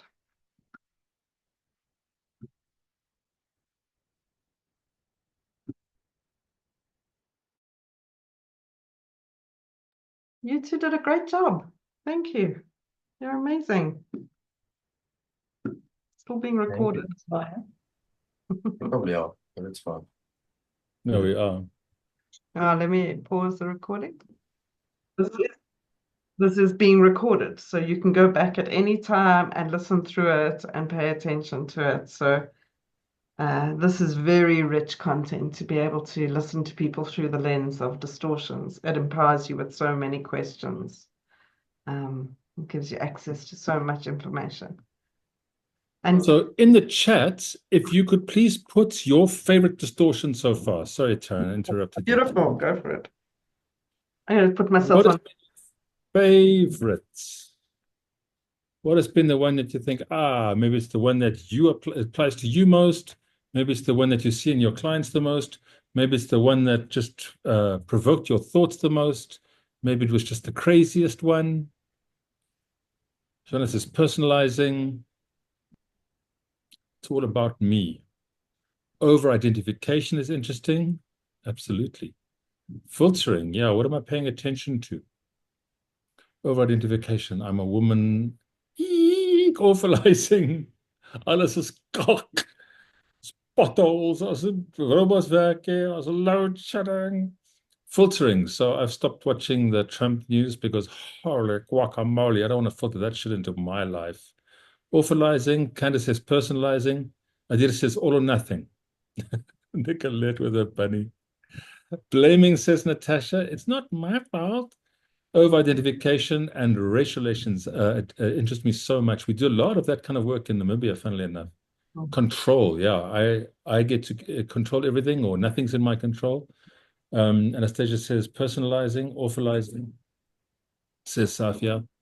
Beautiful. These are great reflections. So I'm going to talk about... Eric? Yes. Sorry, I just want to name one thing that struck me whilst I was in the break. Nomatemba, you asked the question about God's will. We don't have to always question that. Because we also need to link it back, to toxic positivity. If we're using that as an avoidance to dealing with any of the emotions or the reality, which sometimes happen, then that requires questioning. But if that's a liberating, free, and actually it's creating space for people to pursue something. So don't always just look at it as the statement. I just wanted to, like, it doesn't always, as Safia was saying really beautifully, look at what the impact is on the person of whatever they're saying, and then we know whether to question it or not. Does that make sense? Because it's not always a controlling, condensing thing, but it can be used as toxic positivity. Sorry, Or Eric, an I just escape, wanted to name that. or an An escape escape. route could be. Yeah, accountability. Okay, yeah. Thank you for that, Tan. So I just want to alert you that Safia has made the most amazing notes. I mean, I've made the most amazing notes as well, but Safia has formatted hers and presented them beautifully. And so there is a link in the chat, but what I've done is I've downloaded them and I will then WhatsApp them to everybody on the WhatsApp, just so that you've got a copy of her for. And I might just follow her suit. I don't have quite as comprehensive notes as Well, I was going Safia to does. suggest we ask Safia to make a comprehensive notes No, of you can't ask Safia to do I that. can. What? I just did, and she said, No, yes, look no, at that. no, no, Look no. how controlling I am. Look what I made happen. Ah, I can manifest. All right. So as I said to you just now, they're all gateway drugs. And what will happen is they arise in clusters. That's the first thing I want to say about these cognitive distortions, is they often arise in clusters. I want to re-emphasize the point that Taryn made about the quite childlike patterns of behavior. They're quite young. They're quite sort of, immature, I guess is a way of putting it. Another thing about the cognitive distortions is that, as Taryn said in the beginning, they're a way of distancing us from reality. And they're also a way of avoiding. They avoid, you've heard Safia and Brendan talk about this, they avoid accountability. But you also get to avoid discomfort. You get to avoid all sorts of uncomfortable feelings because I don't have to take responsibility. So this is the purpose of these cognitive distortions. Now, I don't know if this reminds you of anything, but it reminds us of IFS, of the parts work that we do. And these behaviors, these strategies are the strategies of very skillful managers. They are helping keeping us safe. They're very young managers, very often, but they're quite skillful in diverting attention from us, in avoiding uncomfortable feelings, avoiding us to taking accountability, all of these things.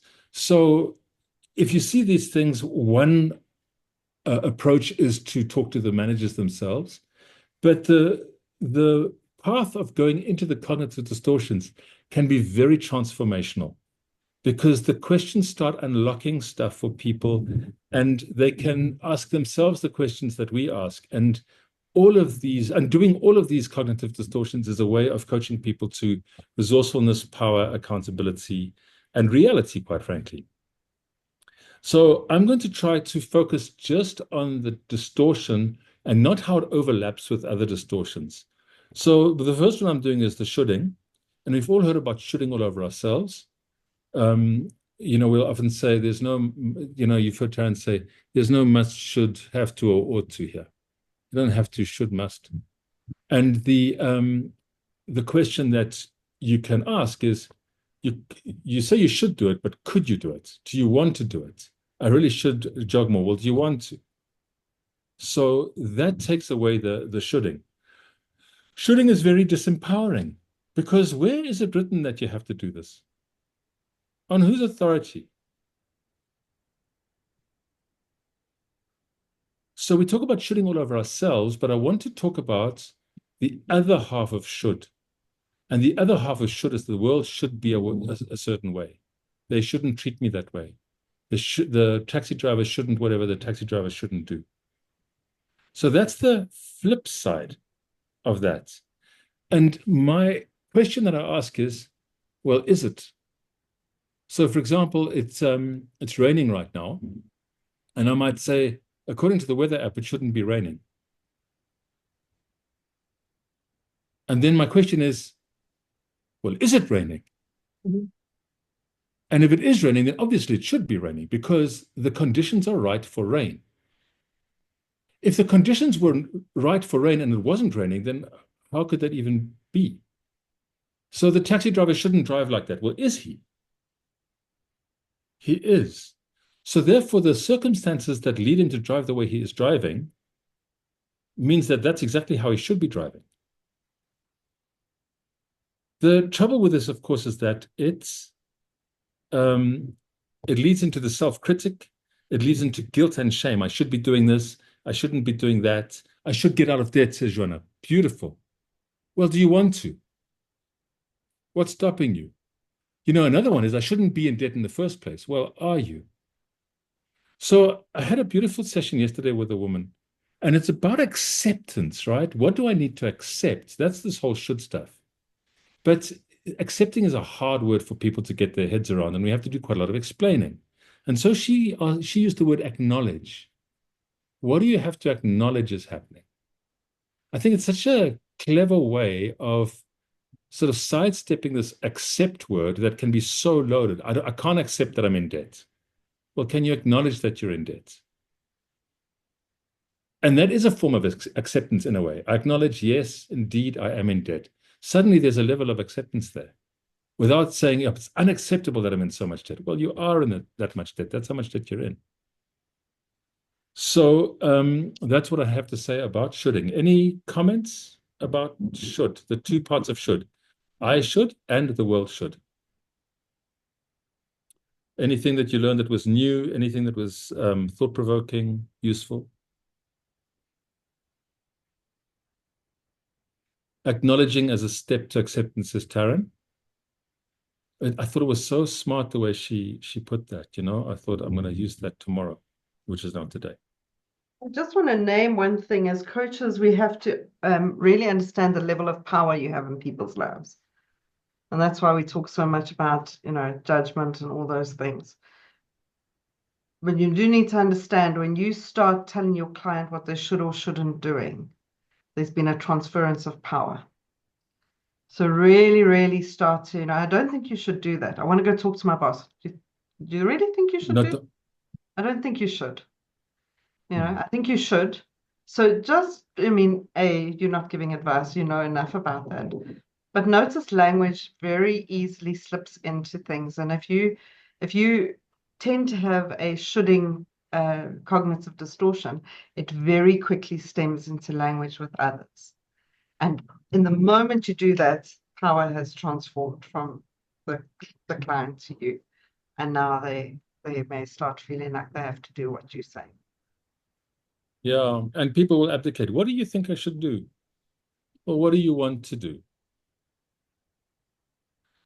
The next one is called the just world bias. Another word for this is the heavens reward bias. So this is a very, very rich bias. There's been a lot of work done. The guy in the 1960s who really explored this enormously was a guy called Lerner, Lerner, or Lerner, is an American psychologist. And he did a lot of work for years and years and years around this whole just world bias. And the way it works is people see that the world is a contract. And if I hold up my end of the bargain, then the world will hold up their end of the bargain. So it does tie into Taryn's control one. So I don't want to talk about the overlap with control. I want to talk about some aspects of the just world bias. And it's very, very pervasive.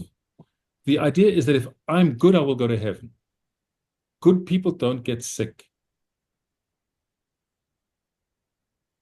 Homeless people are homeless because they are lazy. People who don't have work are lazy. And it's a way of avoiding discomfort. You know what I said about the cognitive distortions are a way of keeping us comfortable? I don't have to be uncomfortable with the idea that that could happen to me.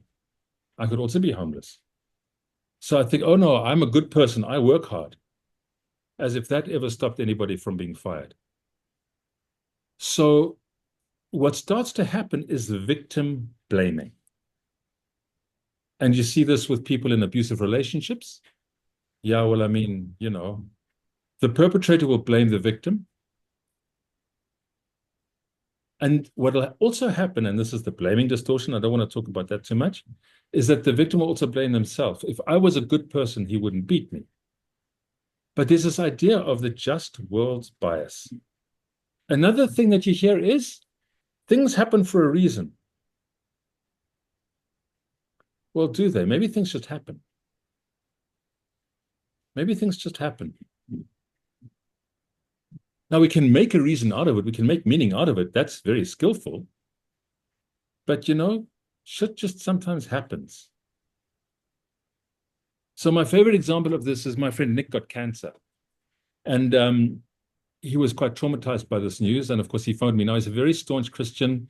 He works in financial services at the Prudential, one of these big financial service houses. Senior guy, lovely, lovely man, staunch Christian, picture perfect house, 2 kids, beautiful. And he phoned me up quite traumatized. He said, I've got cancer. I mean, he was in treatment. I said to him, Nick, that's awful.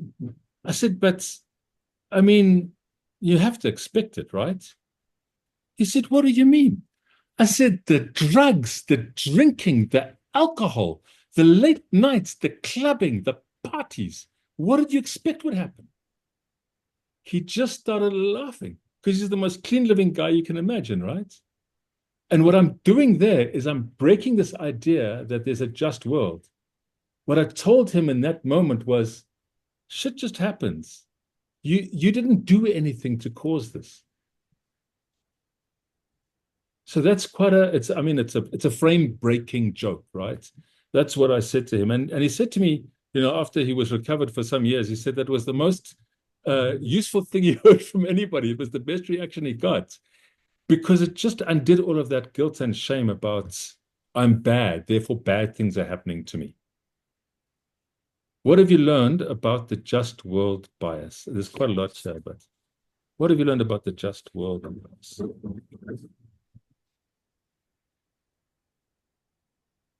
Yes, Embrace the messiness of life. Yeah, one of your coaching sessions, you said life is just a hot mess. And it is sometimes, right? Shit just happens. And now what are we going to do about it?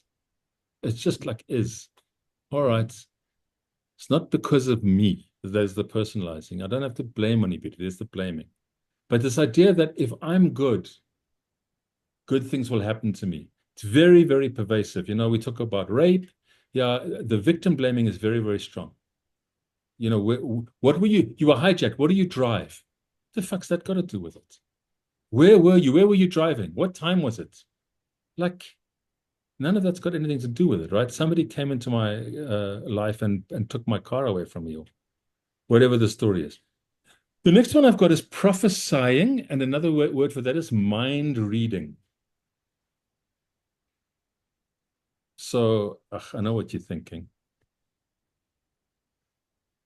Prophesying, it's a little bit different from mind reading. Actually, I'm talking cock. Prophesying is, I know what's going to happen. I know what's going to happen. Again, it's an avoidance strategy. I don't have to think about what's going to happen.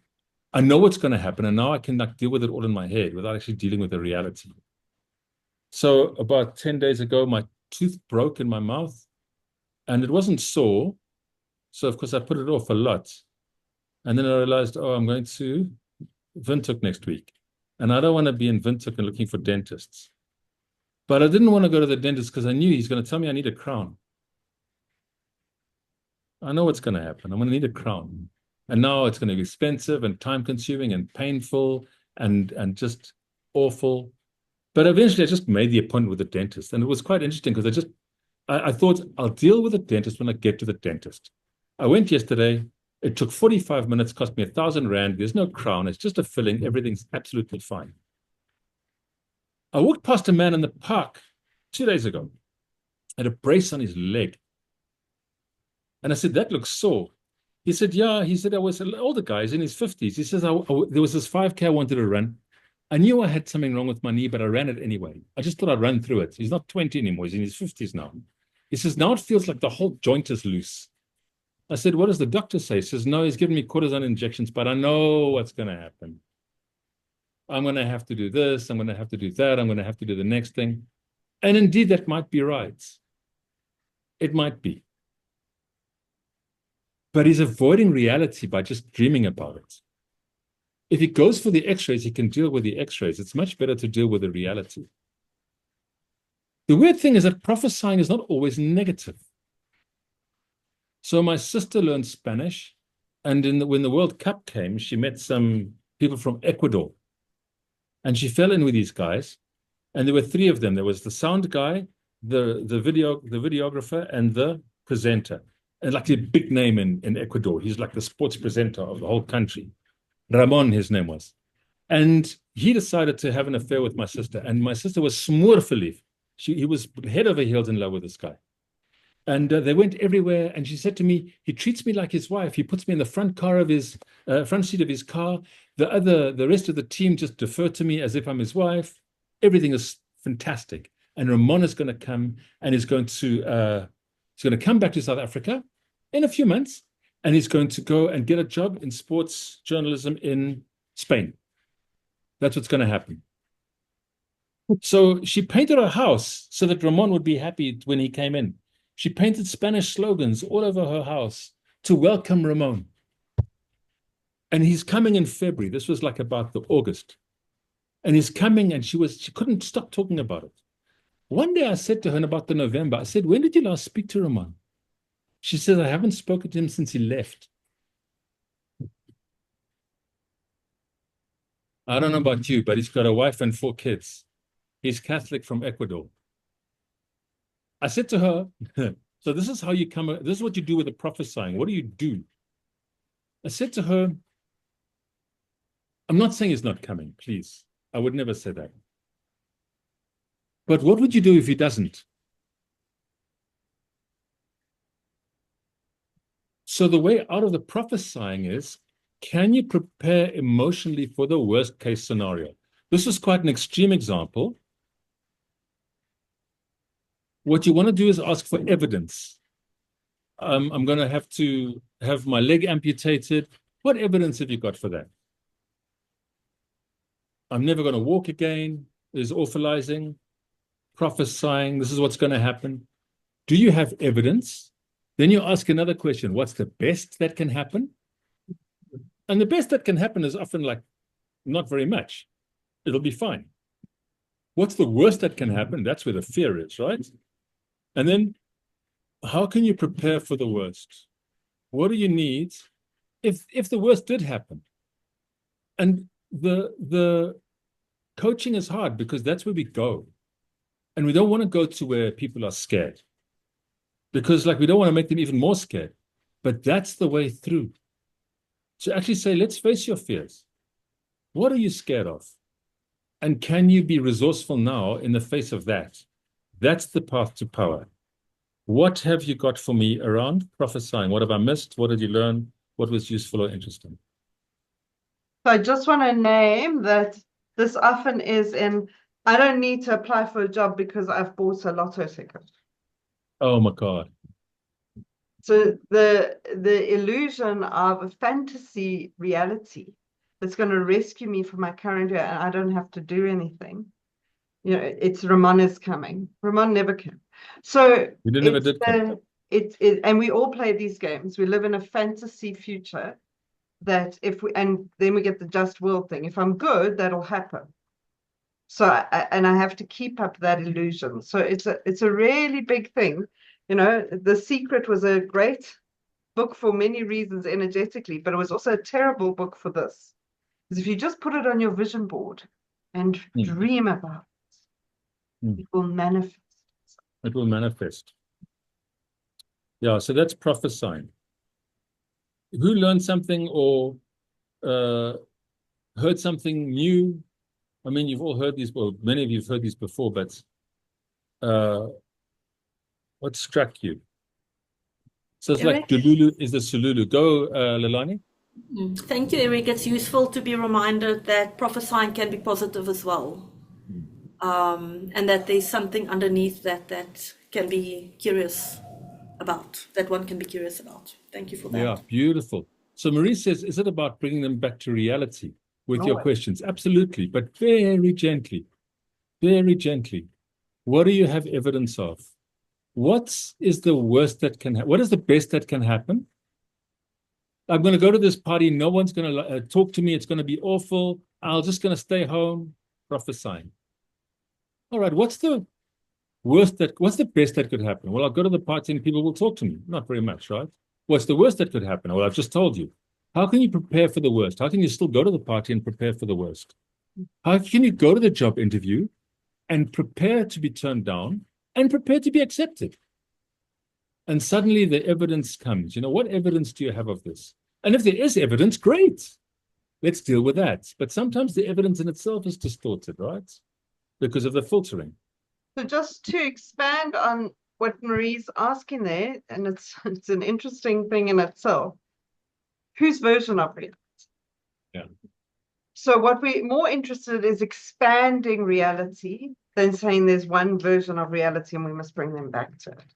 But the ability to give up the distortion to see an alternative reality, that is what we are doing. So don't get seduced into one version of reality, because now you're in all or nothing thinking again. Yeah. But if the reality is expanded, then we've coached.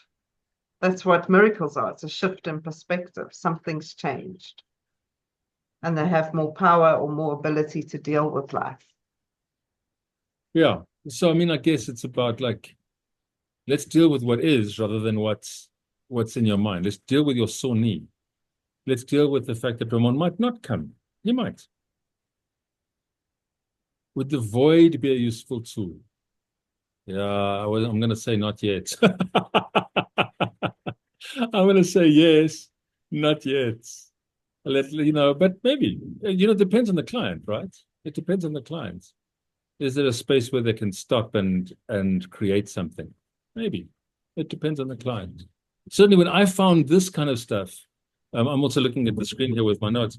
When I find this kind of stuff, people are quite convinced, as Terence says, people are convicted about these distortions. People are quite convinced about their version of the prophecy. And so we need to be quite tender. Go. Brendan, with your indulgence, I'm going to share a story about you, if I may. When I met Eric, there was a lot of drama in my life because everybody was convinced this was going to end badly. And and Brendan came into my room one night. He was all of what, 16, 17 years old? I don't know, 18 years old? No, 19, 18 or 19 years years. I old. must have been 19, 20, somewhere around there. Brendan accepted it the most, but at this point in time, he was quite worried and upset. And he said, what if he's just using you for sex? And I looked at him, I said, what if I'm using him for sex? And he went, this conversation is over. I'm not thinking. But it's exactly this, it's about just giving a different, because in Brendan's mind at that point, he's prophesying how bad Eric was and how, it was all going to be him just using me. But he'd never considered I could be using Eric. I still do. A lot. Again, too much information for Brendan. All right, last one, Eric. Or for me, maybe. And the last one for me is discounting. I don't think we need to talk a lot about discounting. I think Brendan inadvertently spoke about it the most. So we started off today's session with the opposite of discounting. We started off the session with bragging, with counting. So think about that moment. Did you have to dig deep? Did you have to think, what can I brag about? Did you have to think, man, I haven't done anything noteworthy? That's discounting. I was talking to Janet about this morning about the session. I speak 6 languages. I play 3 musical instruments. I've done a lot in my life. I've done lots. But I tend to think, that's nothing. Anybody can do that. And for me, one of the examples of that is I took my baby to the doctor because the baby had a goddamn rash. The baby was a baby, 3 months old or something. And I plopped the baby in front of the doctor. And the doctor looked at me and he said, if a baby presents with this kind of rash and these kinds of symptoms, what is it? He learned this in first year med school. I said, I don't know, doc. That's why I'm bringing him to you. He said, well, of course it's this. Well, good. He thinks it's nothing. Everybody knows this. He discounts. So one of the most useful things I've learned about discounting is that progress is not where you are. Progress is how far you've come. And this is what PJ so beautifully reflected on earlier. When I look back at my earlier self, looking forward, all I've wanted for 12 years is a coaching practice. And suddenly, when I looked at the numbers this year, I realized that's the majority of my income now. I have a coaching practice. So is it where PJ wants to be? I don't know. But progress is measured in how far you've come, not where you are. So when Nicolette says, I faced something really difficult for me this morning, it was tough. I promised myself at Soul Compass I would do it, and here I am doing it, and I can't talk about it yet. We all celebrated that. When Irina said, I made it onto the call, we celebrated that because it's how far you've come, not where you are. And we know that Nicolette and Irina have had to go a long way to get onto this call and to say the things they told us today. So that's been one of my most useful things about discounting. Not sure if Would any your of you, would sorry, Eric. yeah, go? I'm not sure Would if your any of you 14-year-old self go for it, Eric. Sorry. would your 14-year-old self be proud of you? And then somebody said, sorry, there's thunder. Somebody said, I'm not here to impress a mentally ill child. But would your 16-year-old self be proud of you? Well, yeah, I think he would. Okay, go, Taryn. Sorry, I thought you'd done. That's I okay. was just going to say, did any of you have a triad? And when you finished it, one of the benchmarkers said to you, what do you think you did well? Any of you have that experience? Because your automatic process is to discount everything you've done well and to focus on the one mistake and that you didn't do this and you couldn't do that and you're never going to get it right. Orphalizing, prophesying, discounting, personalizing. You've all had this experience through the triads, and the benchmarkers have to work actively at working through those so that you will continue and not run. Yeah. Because when we that. teach the coach, when we teach the coaches, one of the things we have to do, and this is a kind of a meta teaching that we're doing, is one of the things we work really hardest at, especially through the triads, is to give you an accurate way of assessing your own ability. If you can leave a coaching session and think, I know what I did well, and I know where I was not my best self, then that's an accurate regard of your own ability. That's one of the most powerful things you learn, actually. If you can leave a coaching session and said, the client didn't move, but that was good coaching, then you have an accurate, you can count then. That's what it means. Counting versus discounting. That's what the triads are trying to get you to do, to understand what is skillful coaching and then to recognize that in yourself. And that people find it very hard to do. And then you can ask them all sorts of questions. What would happen if you were brilliant? It's that quote, Taryn knows it from the Book of Miracles. Nelson Mandela quoted it, what if you were brilliant? What would happen then? And then you'll find there are all sorts of managers trying to keep you small because to be brilliant is to be dangerous. Or to be brilliant is to be vulnerable.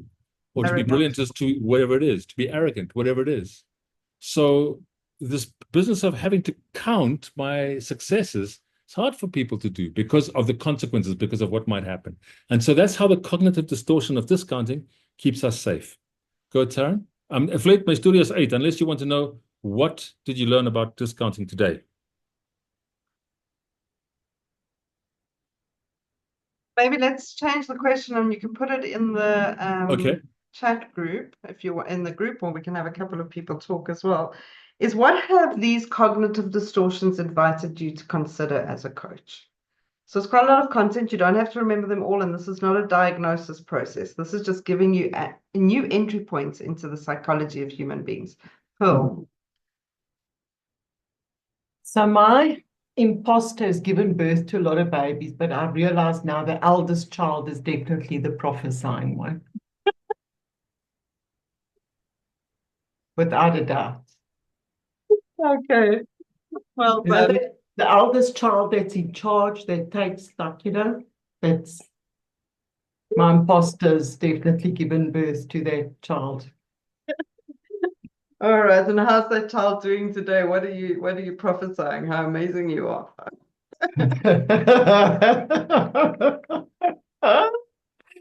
One day. Beautiful. My imposter's giving birth to a lot of children. What do these Oh, distortions invite you to do as a coach? what has it offered you today? Some of you have heard many of them before, but you're always going to hear something new. Nalani. So I'm recognizing many of these in myself. And then to Eric's question of what is this inviting me to do, I guess it's reiterating the importance of staying in coaching state.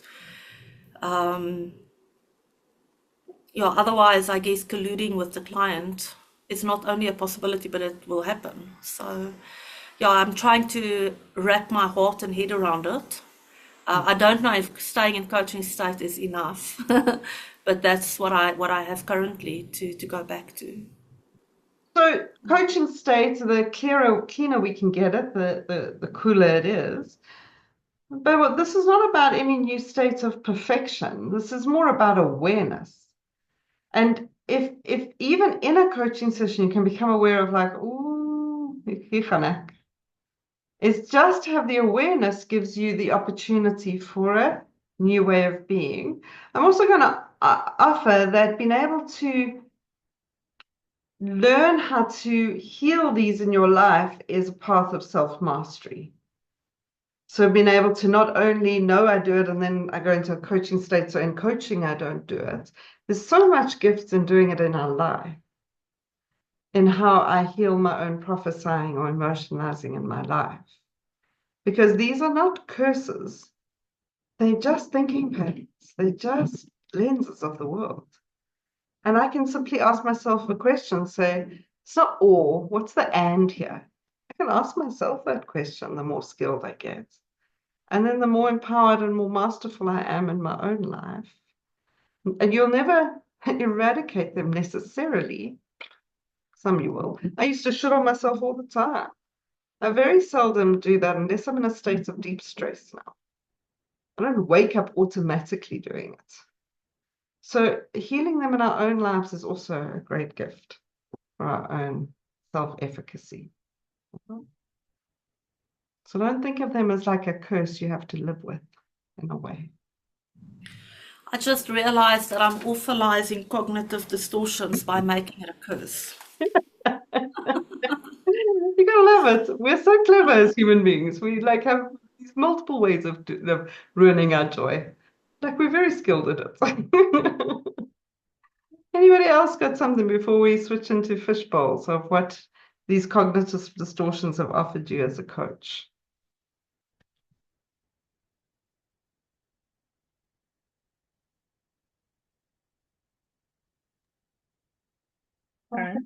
Yeah. I think that cognitive distortions is not about the client being wrong in any way. It's just about how they're constructing their reality at that moment in time. The Lego block. Yeah, and I think one of the things that we do is, as coaches, is we have an expectation of how things should be. And then when it's not like that, and I'm actually thinking very much about like hyphen, and there's an idea of how it should be, and these are the distortions that's in play. And they're all survival strategies. They are. They're survival strategies, they're protection strategies.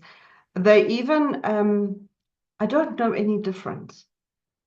Like I've never considered it could be any different to this. And like they're just habitual. And that's, we can ask one question that can transform a person's perspective of reality because we're aware of these. And we don't want to shame them. We don't want to make anybody feel wrong for them. You don't even have to teach people about them. It's more about just asking the question that expands it and opens up more possibility thinking. I've been coaching a very long time. There is not a single coaching session where these do not show up in the coaching session. You can't, it's the magical place of knowing what to do to create transformation.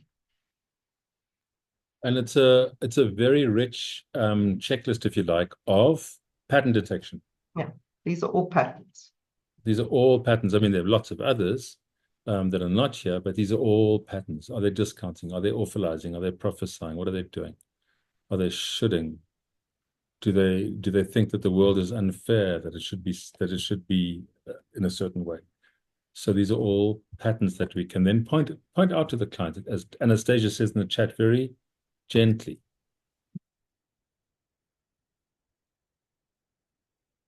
Beautiful. We're going to move into doing a fishbowl. For that, we need, firstly, a client. So somebody who has something that you would like to be coached on today. Now, what I'm going to offer around that is that we're not looking for something that's deeply, deeply emotional or you're feeling quite unresourceful with, because so think of a coaching topic 5 or 6 out of 10 in terms of emotional charge, because we're going to be doing so much debriefing afterwards. So I'd rather have a client that's got far more curiosity around what's going on for them. So anybody willing to be our client today that has something that you would like to be coached on and willing to open yourself up to the delicious possibility of 4 Lightwalker coaches coaching them and then having us all reflect and highlight what we observed in it. Anybody brave enough, willing enough, desiring enough? Sophie is willing to be our client. Beautiful. We have a client. Fresh meat. So now we can ask, who are our 4 coaches? So I'm looking for 4 coaches. We're going to coach for 6 minutes each. So we're going to do a 24-minute coaching session, 6 minutes each. Is that okay, Eric? Oh, yes, I can do that, Eric.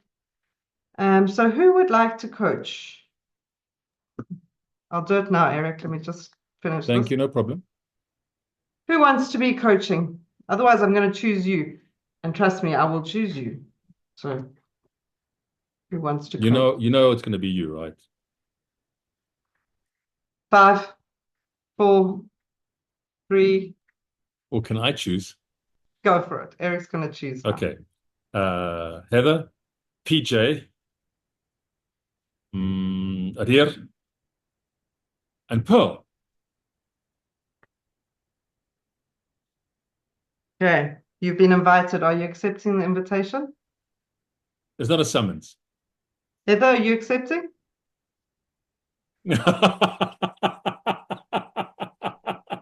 Your smile and your head shaking is giving contrasting messages. Are you declining?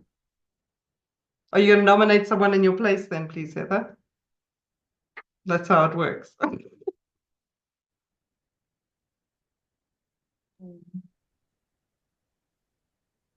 Oh no, they're all going to dislike me, I suppose. Okay, let me give it a try. Beautiful. I don't want to anybody else. Peter, are you accepting or nominating someone else? You accepting? Adia? You accepting? And Pearl, you want to accept? Or you Beautiful. All right, so the way it's going to work So just the frames again, Taryn. So this is not necessarily about feedback for the coaches. It's about all of us learning, what can we see? We've learned about these cognitive distortions. What patterns can we see? What's going on for the client? So it's going to be almost like a collaborative coaching session in a way. I don't know if that's an accurate frame, Taryn. Yeah, that's 100% right. So we're going to go off screen and then each coach will have 6 minutes to coach. I'll come on when you've got a kind of like as you ending. So I'll come in at the point in time. So if you see me come on the screen, it's time for the next coach to step in. So we're going to do it in the order of the nomination. So Heather, then PJ, then Adia, and then Pearl. That's the 4 coaches. 24-minute coaching session. As the observers, I'll talk to you now, Pearl. As the observers, you are watching the client. We're not giving feedback to the coaches today. We are observing the client. So the debrief is going to be, what did you notice going on for Safia? What are the cognitive distortions you noticed? What are the patterns of language you noticed? So give yourself the luxury of really observing a client and noticing what that is about. And maybe the coaches will ask a different question to you. That's perfectly okay. There are many entry points to the unconscious mind. You're allowed to observe what you observe in it. We're not going to look at who did it right or who did it wrong. We're looking at, this is like a, Sophia, you're going to love this frame. This is like a science laboratory, and we can watch the specimen and all see what is going on for our beautiful client. Pearl, you had a question. can I be excused for 2 minutes? I want to unlock my gate to let somebody out. Off you go. And then I'm going to be with you now. You go. All right. So Peter Jean, Adia, you're going to go off screen as well, unless you have some questions. Otherwise, we're going to start the time. Erica, you're going to manage time, love. That was yeah. I heard yeah. You didn't hear yeah, but I did. So Eric will be managing. Yes, I'll manage the time. Yeah. Perfect. All right. So Adia, we're going to go off screen as well. And then Heather, you can start your 6 minutes with Sophia. Beautiful. Thank you. Hi, Sophia. How are you doing? Good, and you? I'm good, thank you. Okay, so as we mentioned, you and I have got 6 minutes together. Yeah, I'd love to hear what's on your mind, what you're wanting to discuss in this fishbowl coaching session today. So one of the things that I set as an intention for the year is to provoke some chaos into my life, especially around coaching, not into my life, into coaching. So there's two things that I want to accomplish simultaneously. So I want to be a lot more productive in terms of putting things out and exploring my own thinking and giving expression to it. But I also want to remain in the energy of being, I want to be in the energy of being open and feeling abundant and feeling aligned to everything that I'm doing. But I struggle to do both simultaneously. I'm either very busy and then I lose the sensation or the experience of that feeling, or I'm in the feeling and I'm not busy. And I'm curious about how they coexist.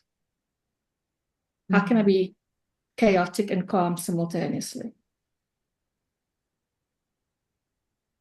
Wow.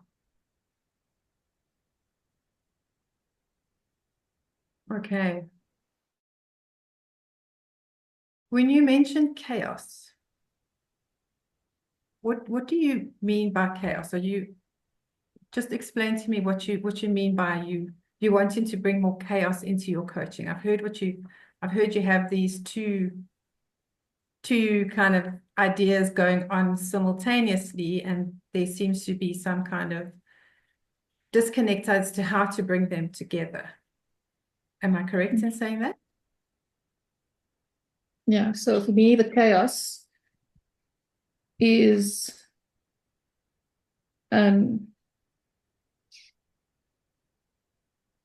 I've spent a lot of time being quite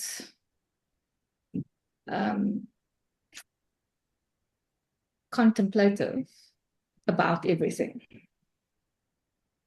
My intention for this year is to almost be less contemplative and more action-oriented.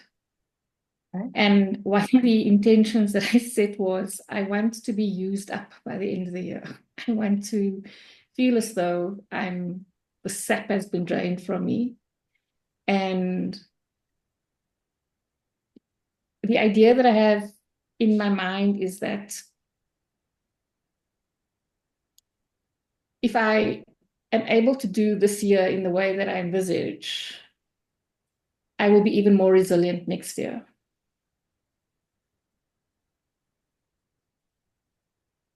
But I seem, sorry. Yeah.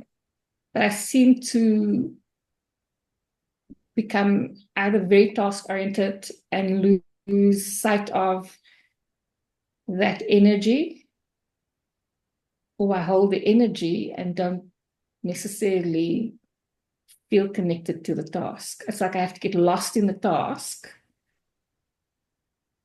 or not have to get lost in the task. When I get lost in the task, I can't hold the energy. It's like, it's sequential, it's not simultaneous.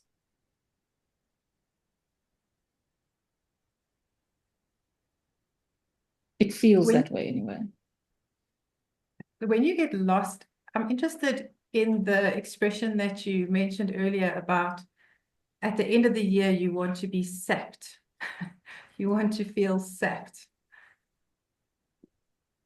Do you feel sapped at all when you are doing, using your energy, or when you're in a contemplative mode? Does that sap you at all, or does that energize you?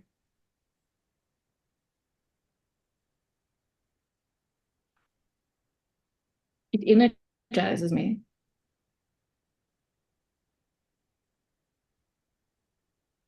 So you wanting to use all of that energy in your work so that you can feel that by the end of the year that you've used all of that energy and now you're sapped.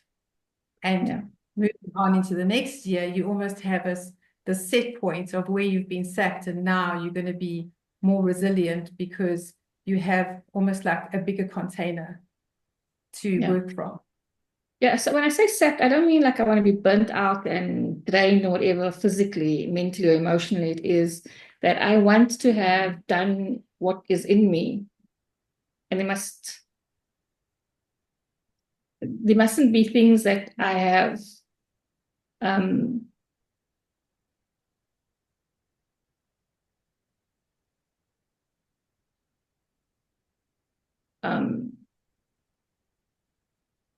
wanted to do that is undone. Okay. So there are tasks that need to be completed, and that's what you want to feel at the end of the year, that this is, I've done what I needed to do, and then I can move forward from there. Yeah. Beautiful. PJ, you're up. Yeah, let me just put my camera on. Sophia, thank you for the opportunity to coach you today. So I wanted to just pick up on that dance between the task and then the contemplation. So can you talk to me a little bit about what it is like when you are task focused? I'm quite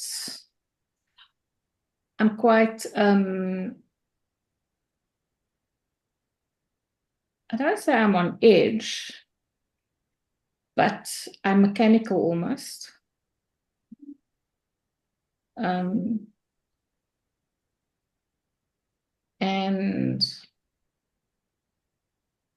kind of the language. So what happens is maybe I'm task focused. Like, so yesterday I ran a self-compassion webinar.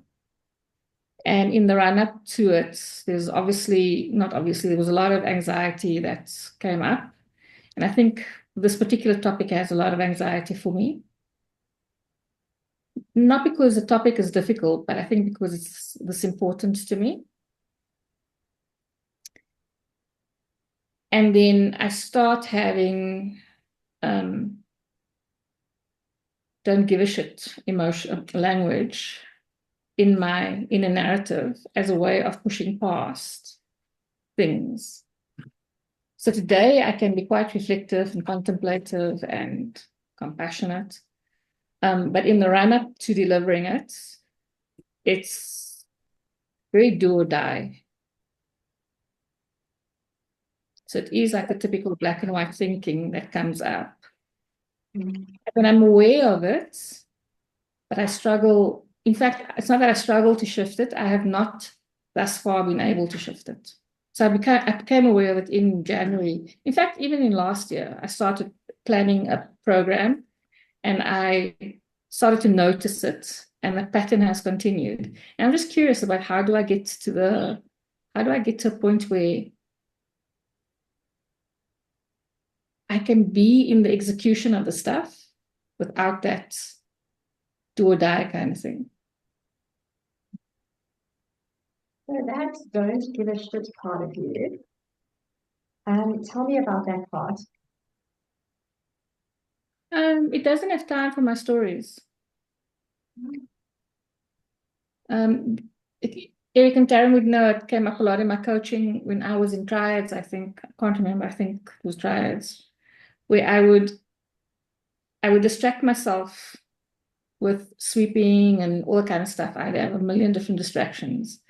This year, there's no space for distractions. I'm quite sure that there are distractions, but as I'm going about things, I have a list, and I'm quite militant in the way in which I'm going about these things. And so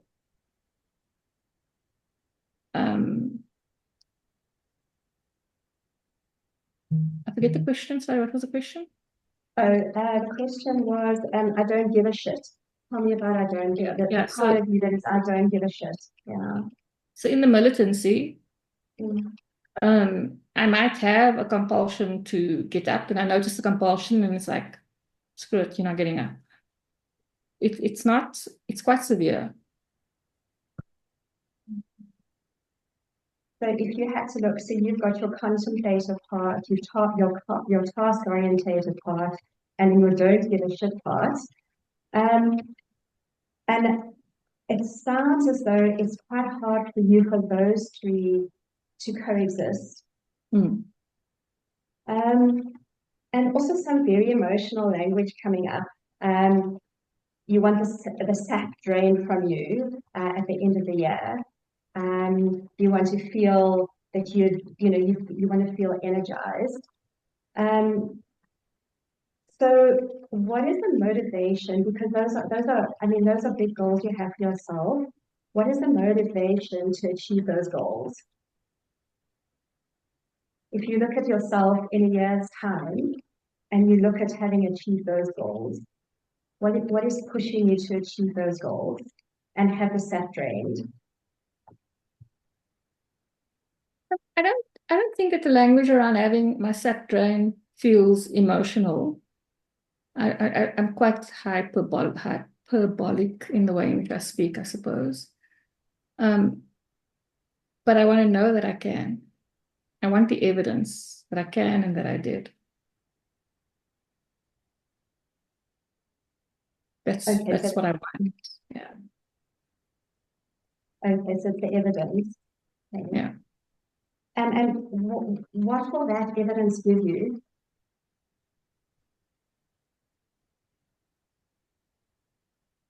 Give me the evidence that I can. And once the capacity is built, I can really feel that there's a degree of automation that's happening for me. So I'm like in the background of all of this. To do what I'm doing requires me to learn a lot of things over and above the content. And so the stuff that I might have struggled with a while ago, I don't struggle with anymore. I think by the end of it, what I want is to have a level of competence in all the different things that I need to know to run a coaching practice by myself, especially given that in time to come, I want to do this stuff online, and I want to have an online capacity, and I don't want to be held back because I don't know. All right, Adia, you're up. Thank you, Safia. Thank you, Peter. Thank you very much, Safia, for sharing. I just want to go back a little in terms of what you had mentioned. You spoke about militant. Do you want to maybe just go a bit more in terms of this militant? So at the beginning of the year, I set up a schedule of things that I want to do in the year. And I'm quite militant in executing against the items that I listed. And it feels though if I am indulgent of my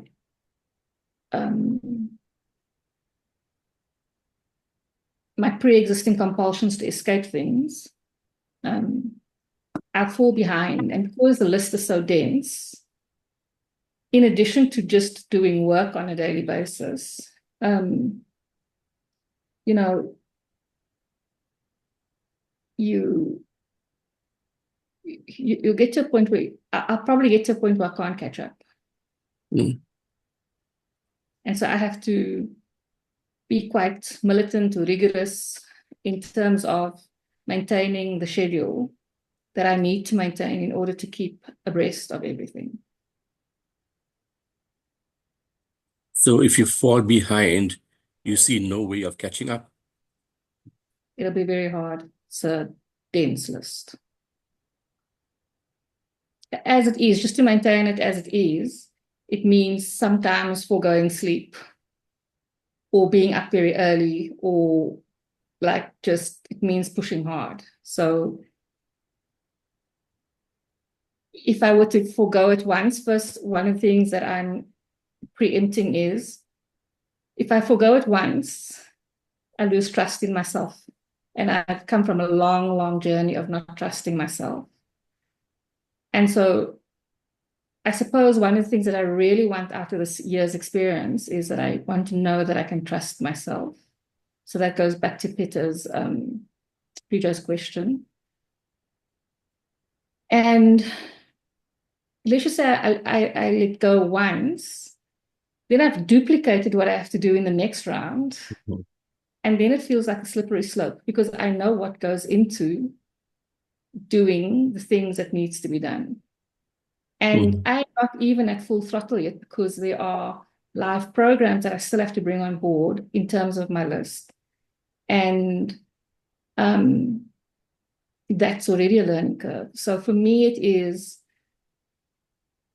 it's quite important to me that I maintain the weekly and the monthly program, because I would imagine that my biggest concern is I forfeit trust again.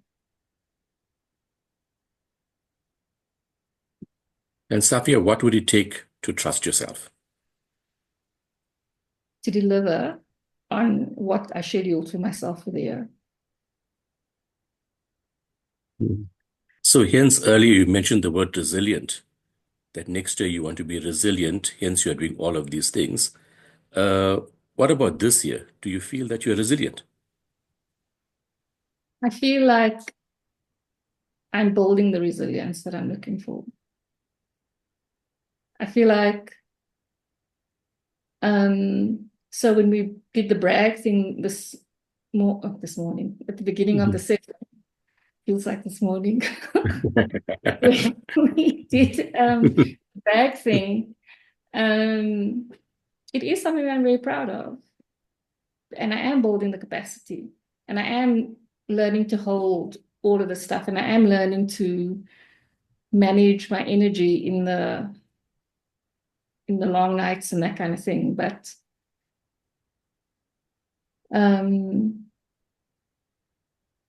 I think it's still a journey. You also mentioned energy now, and earlier you also mentioned energy. But at that time you said something like, because you are task orientated, it's either that or you don't feel the energy. How can both of these things exist?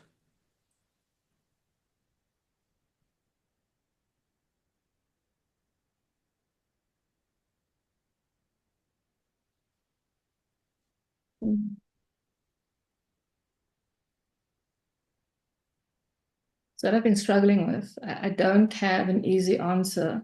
In fact, no answers are coming to me for them to coexist. It's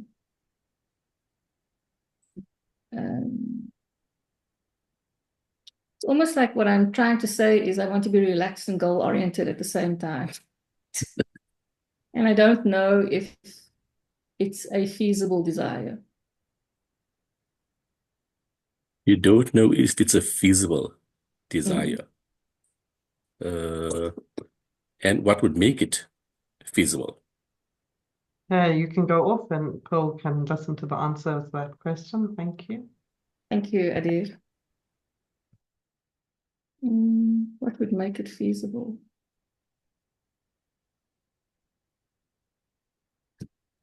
I don't know. I don't know. Like, where's Pearl?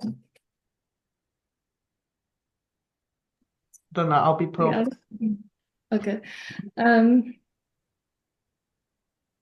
Yeah, I'm trying to put my video on and it says the host has disabled it. Um, There we go. Okay, here we go. Can you hear me? I can hear you clearly. Okay. Okay, so you're still pondering with the question? What would make it feasible? I suppose if I knew the answer to that, the quandary that I'm contemplating would collapse. But as I'm contemplating the question, I'm actually wondering if I should want it in the first place. Um,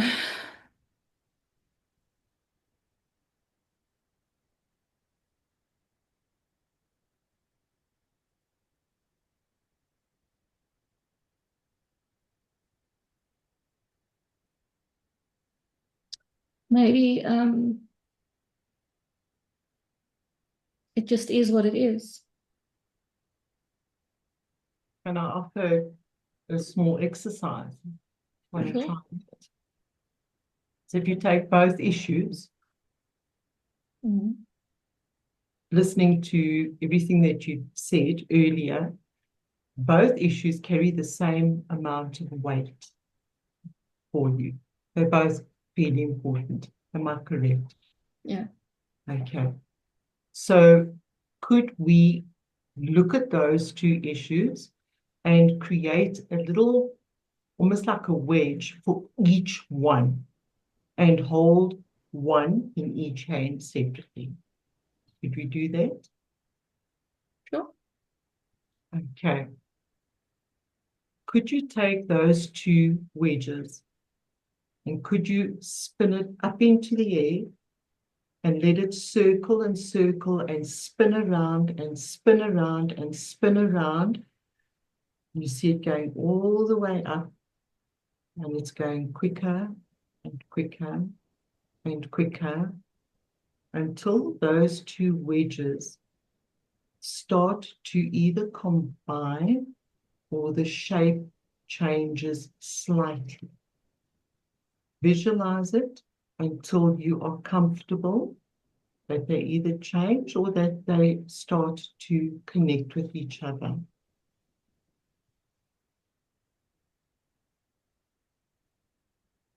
Once you can see it, can we start to bring it down very, very slowly? And as you bring it down, just breathe in deeply.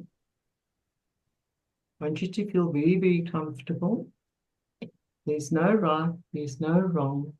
Just allow it to come down very, very slowly. I want you to put your hands out. And I want you to allow it just to settle gently into the palm of your hands and just look at it. Just start to feel very comfortable with it.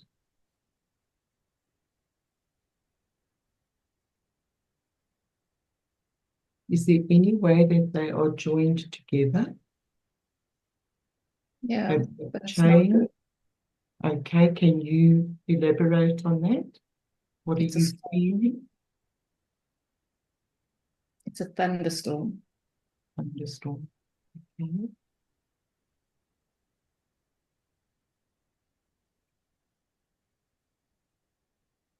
How does it feel within inside you? Is there fear? Was there anger? What is the emotion that comes up with it?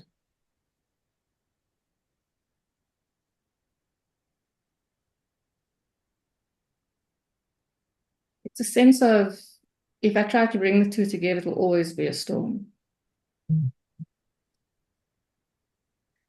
They probably exist separately.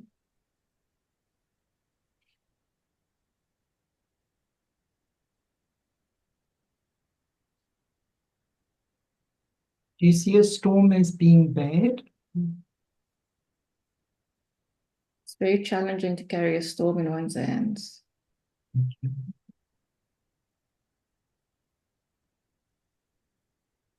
How are you feeling at the moment? Like I want to put it down. Okay, then allow yourself to put it down. Allow yourself to put it down. Have a look at it again. Mhm. Which one of the two carries the most weight for you at this particular point in time?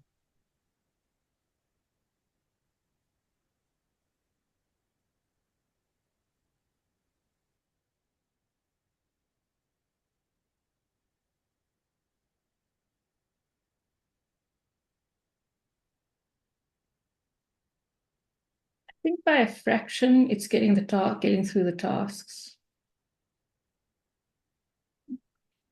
fulfilling on the promise.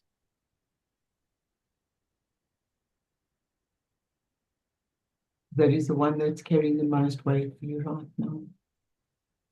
Mm. And getting through that task, would that create the resilience that you are wanting?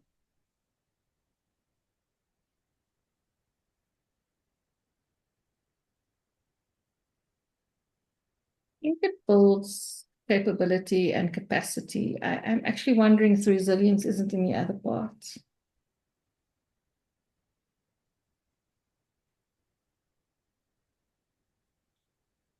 So, Safs, we're coming to the end of the time. I know a lot's going on, and you've put down that and you've got some observations. In order to get to a place of closing this session off, what is it that you've become aware through this session?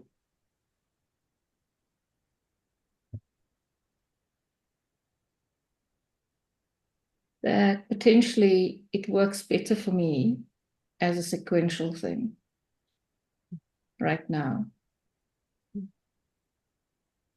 Okay. So for now, this is actually the most resourceful way for you to approach what you want. Mm. Thank you for being willing to be that Thank you, kind. Paul. Thank you, Paul. Right, you can all come back online.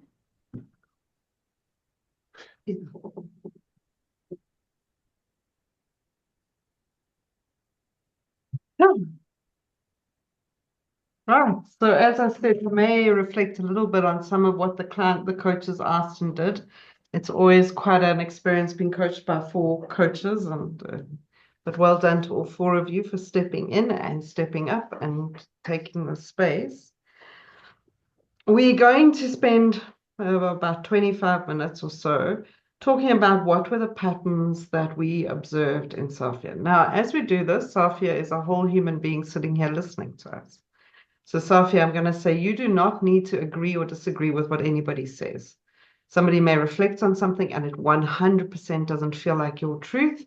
We don't need to even go to asking you if it is or isn't true. So if anything comes up and you feel like that's absolute bullshit, you can just allow that to be deleted from any need to pursue it or process it.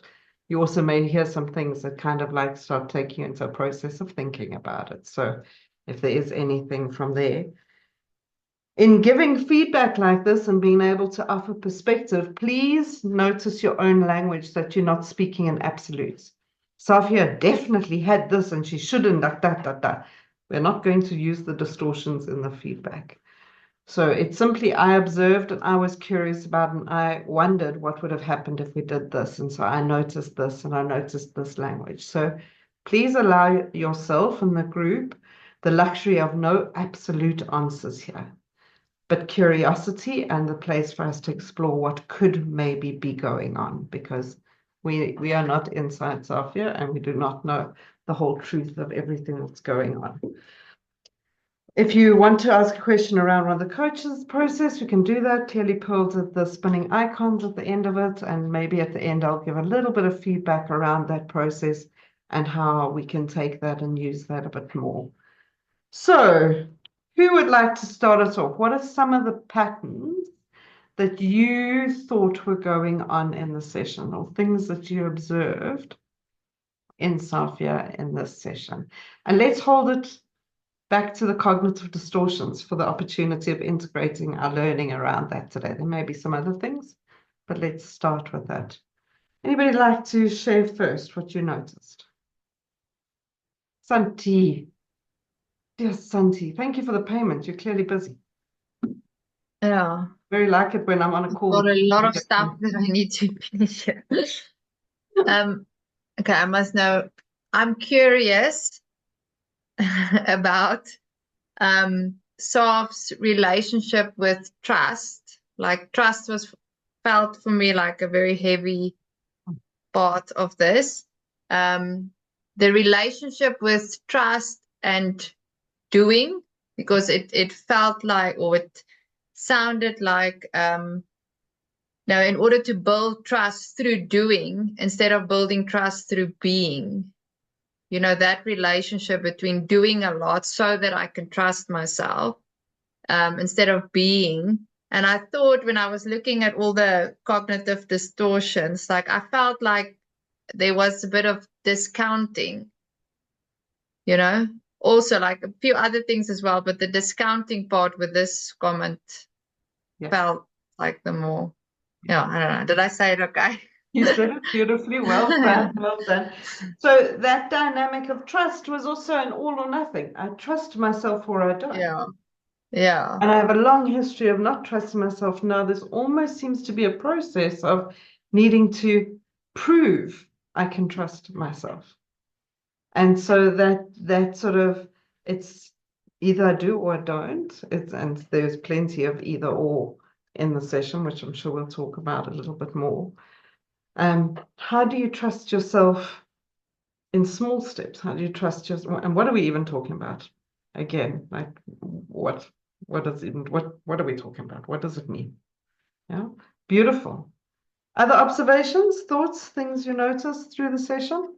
We'll get a couple going for PJ.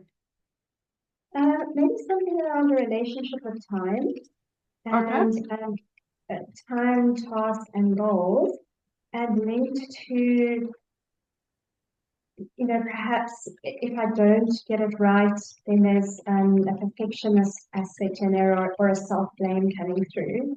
Yeah. But the task is the time, driven to time. Yeah. So that task focus and you know, it has to be all done according to what appears, and I didn't get an answer to this question, so I haven't asked it. Who put together the task list? So there's a bit of shoulding and having to do things, and if I don't, again, as we say, some of the perfectionist tendency coming in. And there's something really important about that for Sophie, that this task of what Sophie wants to do seems like it's got a lot of weight. So what's important about this? And maybe it's trust, maybe there's something else, I'm not sure yet. Candice. Hi. Hi. I noticed in Saf's language that there was a lot of if-then thinking. There was almost a contract that she had created with herself or with the world, not quite a just world, but a belief system that if I do this year, then I will be more resilient. If I fall behind, then I will forfeit trust. So it didn't necessarily feel that it was rigid, but it did feel like it was held in place. And I think that a derivative of that was the either or. So it's the if then and the either or thinking, which there were a couple of examples of, but I'll allow somebody else to give their observation. So if we look at the if then thinking, also the when then strategies, which cognitive distortion is that? So that is, for me, I thought it was the just world, not from a point of view of if I'm good, but it's the conditions that we put on, how the world should work. And there were also a number of mentions of the way things should be that came out of conversation. We can notice the shoulding, we can notice the either or, and then we've got the just world bias, and to some extent prophesying of what would happen if I sap my energy, if I'm used up by the end of year. Then I will be, how do you know you'll be resilient then? And that's why I think Adir asked the question, are you resilient now? And you're collapsing some of those when-then strategies that were going on. Yeah. Beautiful. Thank you, Candace. Who else has some observations?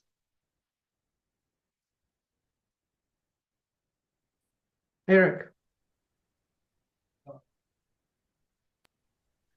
Just to follow on what Candace said, I'm not at full throttle yet. Like there seems to be this state of perfection at the end of the year. And there seems to be quite a kind of almost a moral imperative. I have these live programs that I have to get out. According to who? According to what? And Adira, you know, the whole thing about if you fall behind, there's nowhere to catch up. Well, right now I am falling behind. I'm sacrificing sleep. Falling behind what? What does falling behind mean?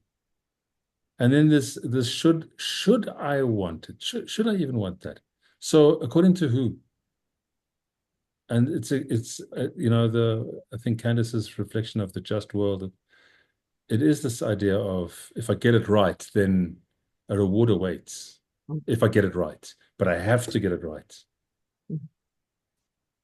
And a little bit of like I have to work really hard to do that. But whereas by contrast, this, and I'm going to say this a few times, Sophia has a very strong awareness of a task-orientated side of her, the militant, the mechanical, the full throttle, the automated. Automation. And then we've got this feeling side, which the only time we talk about any feelings was the anxiety of the course last week. But what is the feeling side that Sophia wants? So there's a lot of reflection on this task side. What is it that Sophia wants that she's not sure she should want, or she should be allowed to want, or can have? I think the closest we got to it, certainly what I heard, was chaotic and calm simultaneously, but relaxed and goal-orientated at the same time. So what's relaxed? What's calm?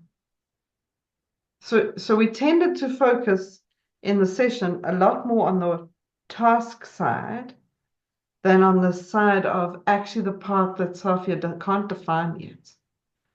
So inviting more curiosity around what is that? And I think when was it Adir that asked the question of like, what's in between these? We saw Sophia going, it's like, that's the answer, I can't figure it out. So we had this either or thinking very strongly there that we'll talk a bit more about. Anastasia, you had your hand up? Yes. Yeah, I was also following on with what you're saying. I was very curious about the deep desire to be in the energy of being, the energy of abundance, the energy of alignment, which I would have liked to explore a little bit more around. Is that related to presence? Because I got the idea that there was a distortion between presence, being present, because I found it interesting that she could get lost in her tasks, which may well be, alignment and and the energy of being, even though she's doing. But I would have liked to have explored that, or if there is an idea that she has in her mind that being and abundance and being relaxed is not doing. So I felt like that was something that I would have wanted to just explore a little bit more. Is it possible to be but also do? And is it possible? Yeah. Yeah, and then also just going back to the idea of, what are we doing now in the present, and can we trust ourselves now in the present? Because it felt very very much like most of the conversation was in the future. So we were doing a whole lot of things that we're building up because we're looking towards the future, but we're not. So I suppose it goes into everything that's already been said. So the trick with it is just noticing where we're inserting things. And I mean, we're curious around it. And so our curiosity around presence. I'm not sure I heard abundance. I'm not sure, but I may have missed it. There. Yeah, I wrote it down in the Okay. very beginning. You know, yeah. Oh yes, energy open and abundant. That's right. I actually even have it written down. So exactly as you're saying, getting some curiosity about, because again, we've got this well-known militant part, but this curiosity around this relaxed, abundant, and at one point, Safia even used the word, it's quite indulgent. So how do we get curious, as you say, with that? So, and again, these are the two extremes. The most valuable part is what's in between it. You know, what is that? But Safia wasn't always there yet, which is, Pearl, I think what happened when you tried to do the spinning icons. The challenge was Safia wasn't yet at a point of readiness to collapse in. So the spinning icons can be really powerful when the client said, I want to get them together. But Safia was saying, I'm not even sure I want this or that I should be allowed to have this. So just notice that. That's why I translated into the thunderstorm. Like it becomes so always know with spinning icons, very profound thing to do. Your clue is the client has said, I want to find a middle way. Or they believe it's possible, or they're allowed a middle way, then we can do that even more powerfully than you did today. Candace. I'm happy to wait for someone else. Sure. I said your name and everything. Okay, wonderful. We've spoken quite a bit about the either or. So I'm either militant or indulgent and wanting to escape. But where it was really interesting is where it moved into the structure of perfectionism. So things are either very important to me or I don't give a shit, which I thought was interesting. So here comes the part that I'm not sure as coaches what made us delete it. Do or die. Take a moment and think about that. It's do or die. So do probably has a relationship with task. And if I'm not militant, I'm going to die? Or what's going to die? That's quite an extreme language pattern, do or die. And the die part is the part we're not talking about, which is the part where I go into the feeling and there's no task. So if it's not do or die, can it be do and live? I don't know, I'm making it up now. But that one line, that do or die, is the construct of metaphor or belief system that's holding a whole lot of structure in place. And if we can just notice that do or die, if we started to explore that, where did that start? Where did you get that idea? How old were you? The militant part, in a way, is keeping Safia alive. Because if you fucking stop, you're going to die, chick. So I'm not sure if that's exactly true. But that, I was curious that we didn't go into exploring what's there, what's that about, where did that come from? What's that? Because exactly as you say, Candace, it was that don't give a shit part that kicked in because of anxiety. The structure of anxiety is often fear. Fear has often got a lot to do with life ending the way we know it. And of course it's going to end the way we know it because Safia is doing the thing she wants to do. She's doing the thing she's always wanted to do. So something's got to change now. So what's this do or die? That, if we just question that, you've got one of the highest orders of the organizing system to start playing around with, because that's the cognitive distortion of extreme black and white thinking that's happening there. I would hazard a guess this energy of opens and abundance and feeling and indulgence is probably quite a lively energy. Can't feel quite alive there. But best to get on and do stuff. Yeah. So there's something to play around with there. Any other observations anybody's got? Yeah, so I was struck by PJ's question about the motivation. What's driving you towards, and also what are you running away from? And it sounds like Safia's decided this business of not trusting myself is something that she wants to put behind her. And there's this, as Candice was saying, this discounting of, like, she's doing a weekly newsletter. Can I trust that? Not yet, apparently. So there's something that Safia's driven quite fiercely towards, but I wonder if there's something that Safia's also being chased away from.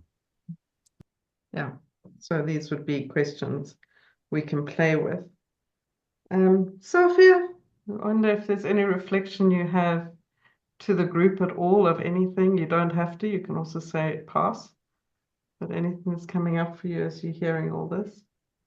Yeah, I did wonder, even during the coaching, I did wonder if the coaches were trying to rectify me. Okay. What do you mean by that? Trying to fix it? Rescue me. Okay. So is that an invitation to have been challenged a bit more? It was almost as if they wanted to cure me and soften things for me because my language is extreme. And they wanted to make this part softer. But we didn't speak about the part that I'm incompetent at. No, exactly. So can you see now in Safia's own reflection, there's a part I'm incompetent at. What is that part? What is it called? What does it need? How do we bring that? How do we birth that? Yeah. So we don't have to always soften the extremes. We have to build the extremes until they can collapse. Because how can they make friends? But right now, we have one very strong part that's got a lot to say, and we understand, and one that's not yet got a voice. Build this voice up, then the two can meet, then we can figure out a way to collapse it. Yeah.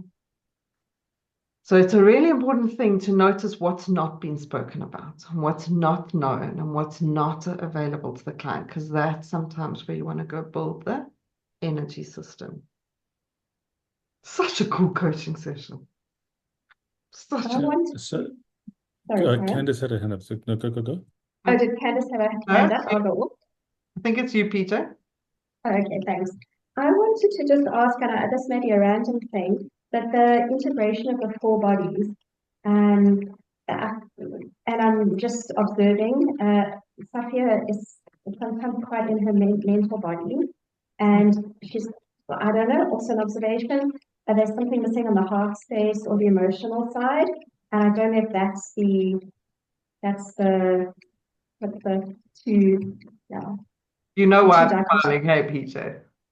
Because it's a great delight hearing you talk about seeing a client with the mental body and not really connected to the heart body. Yeah? Thanks, Taryn. I take it with courage. Yeah. We are making a little bit of mind read that the sort of militant part is mental and that this abundant feeling part is emotional. It may be the other way around, because there may be a whole lot of emotionalizing going on here. Because in a way, Safia has quite strong responses to her emotions. I have anxiety, so I'm going to go into I don't give a shit. There's a void of compassion there in the emotional body in a way. So there's definitely some mental emotional component going on, but again, that would be another access point of what we could explore in this coaching session. But I must admit, like, it was great coaching. And Safia says, like, a little bit of trying to focus only on the one side. And that gave Safia the feeling of trying to be like, softening that. But fishbowl coaching's hard. Sit and coach somebody that you respect, being Safia, in front of all of us online when didn't really have choice and we chose you for you. And to have 6 minutes, it was great coaching. And Paul, I know you haven't coached for a long time, and so it was really brave of you to step in. And like, I don't know many coaches who remember spinning icons just off the bat and are prepared to do it. There were some structural things we can learn about how to do it even more powerfully. But I think we can give everybody a sort of like, good job, well done for stepping into the space and being willing to explore this and learn from it. Any final reflections around Safia's coaching session before we go to closing off today? Paul. This comes back to my original imposter. And I think, Taryn, if you can remember, it was one of the things I said when we started the coaching was my biggest fear, a client leaves and I've done harm. Well, does the Safia look broken or hurt to you? No, it's like, oh my gosh, okay. There wasn't a resolution. There wasn't, do you know what I'm trying to say? So, and this afterwards, like now listening to, I'm like, But I'm going to say something and I will repeat this a lot, and Safia's going to honor this too, I'm sure, and she'll add her own perspective. You cannot hurt the client. They have the internal resourcefulness. If Safia doesn't want to follow the process you're taking through, which in a way she didn't. I thought she was quite compliant. I've known Safia a long time. I thought she was just going to tell you to go away. But she did her own resourcefulness, putting it down, she can handle whatever it is. We are never getting a client to a conclusion. We're building the next level of awareness. Has Safia had awareness through this session? Absolutely. Can she deal with that? Can she move with that? Absolutely. So it's not our job, and that's why Safia probably felt like there was a goal to try and resolve something or fix something with her, as opposed to what if we just used these 24 minutes on an online session with 4 coaches? It'll be what it'll be. And so we all have an internal system that will calibrate to doing what I'm ready to do. And if I'm not ready, the system will, the center will always hold. It will. And so maybe they'll want to come back, maybe they won't. That'll be their choices. You can't hurt them. Yeah. Stuff, let me add to that, and then Eric's got his hand up. Do you want to add something to that, Safia? Yeah, so thank you very much to all the coaches. I've had awarenesses. And the awarenesses, I'm a grown adult, take responsibility for my own stuff. And so the awarenesses is the only thing that I want from a coaching conversation. I don't want an action plan. I don't want a resolution and a memorandum or whatever. I really just want to reorganize my thoughts. And I'm going to say this with all the love that's going to pour out of my heart. There are 3 clients in my entire life that have been difficult to coach. And I constantly wonder, this is like, what the fuck just happened? Because I'm sure they're going to turn on me at any point. One is Safia, another is a guy named Gio, and the third is Eric. So like, these are tough clients. I was compliant. You never really know where you at with them. They like keep you at arm's length. So I'm talking about when Eric was on the coach training as a client. I mean, I don't coach Eric. That's not my job in his life. But so for Safia to volunteer and to have Safia as a client is a brave step, for Safia, but also like these are clients that have got strong internal systems, strong. And like Safia's controlling part will just shut you down if you try and fix him or tell her what to do. So like that's just part of the system. Yeah. And Safia, I've told you that before, so you know it's not something you haven't heard before. Safia would come back to me and I'm like, oh fuck, she's back. And she said, that was great. I'm like, you could have fooled me. I didn't realize anything happened. So I'm good. I'm so glad. Eric, my love, you had your hand up. Yeah, no, I'm an impossible client. The one thing I wanted to just following on PJ's point is listening to the body. There was a point where Safia became quiet. You could just see her looking. And then Safia started playing with your necklace. The first And I wondered time what she was, moved. yeah. And then there was an expression on your face. I thought, what's going on? There's something has moved you quite deeply. It And was the then you were question you playing. asked. Yeah. It was a Go. test question, like what would make it feasible? Yeah. Yeah. Very powerful And question. I came to a cliff. I had nowhere to go. it shook you. Yeah. Anyway, I just noticed that. So I think, it's constantly remind myself to listen to the body. Yeah, and so there was very powerful. That was at the transition phase, and then like we couldn't get the video working. So like that's just part of fishbowl coaching. It sometimes gets a little lost. But watch clients when they start fiddling, especially a client like Sophie. If you'd noticed, like we were, I think 18 minutes in before she smiled. Otherwise, just and then when the smile happens, and then when the fiddling starts happening, hello, who are you there? What's happening? Hi. Because something's evolving, and it's that question there. Right. Thank you for an afternoon of great learning. I hope that you found that it's been an afternoon of great learning for yourselves. We'll wrap up very quickly by going just around the room and saying what you take away. We have 6.5 minutes left, so you're not going to use 3.25 of those minutes to talk about your takeaway. You're going to have like 10 words max. My takeaway is already 3 of those words. So now you've got 7 left to add on to that. I'm teasing. I'm not going to count, but my point is to make something really short and punchy around what it is. And I'm sure there's more to it, but just for the sake of having a voice to exit, what your takeaway from today is. So who'd like to start us off? And if somebody says yours, it's fine. You can repeat it. It's no problem. Who feels ready to say my takeaway? Lelani, then Francesca, and I think I heard somebody else. Thank you, lovely session. Thank you, Taryn, Eric, everyone. So cognitive distortions are not curses, they are lenses. And I think the valuable thing from the fishbowl session as well is it's not something that a client needs to be saved from or rescued from. Not because at it happens. Yeah, thank you. Just normal, they're not curses. I love that. Francesca. I'm feeling really grateful. Thank you for having me. I can't hear you for some reason. Quite muffled. Is that a little bit better? Yes, what was on your speaker? Oh, that's so weird. What I was using to write is like quite far away. Anyway, just gratitude to all the guides today. All 4 of you were amazing and took us through the cognitive distortions. Thank you.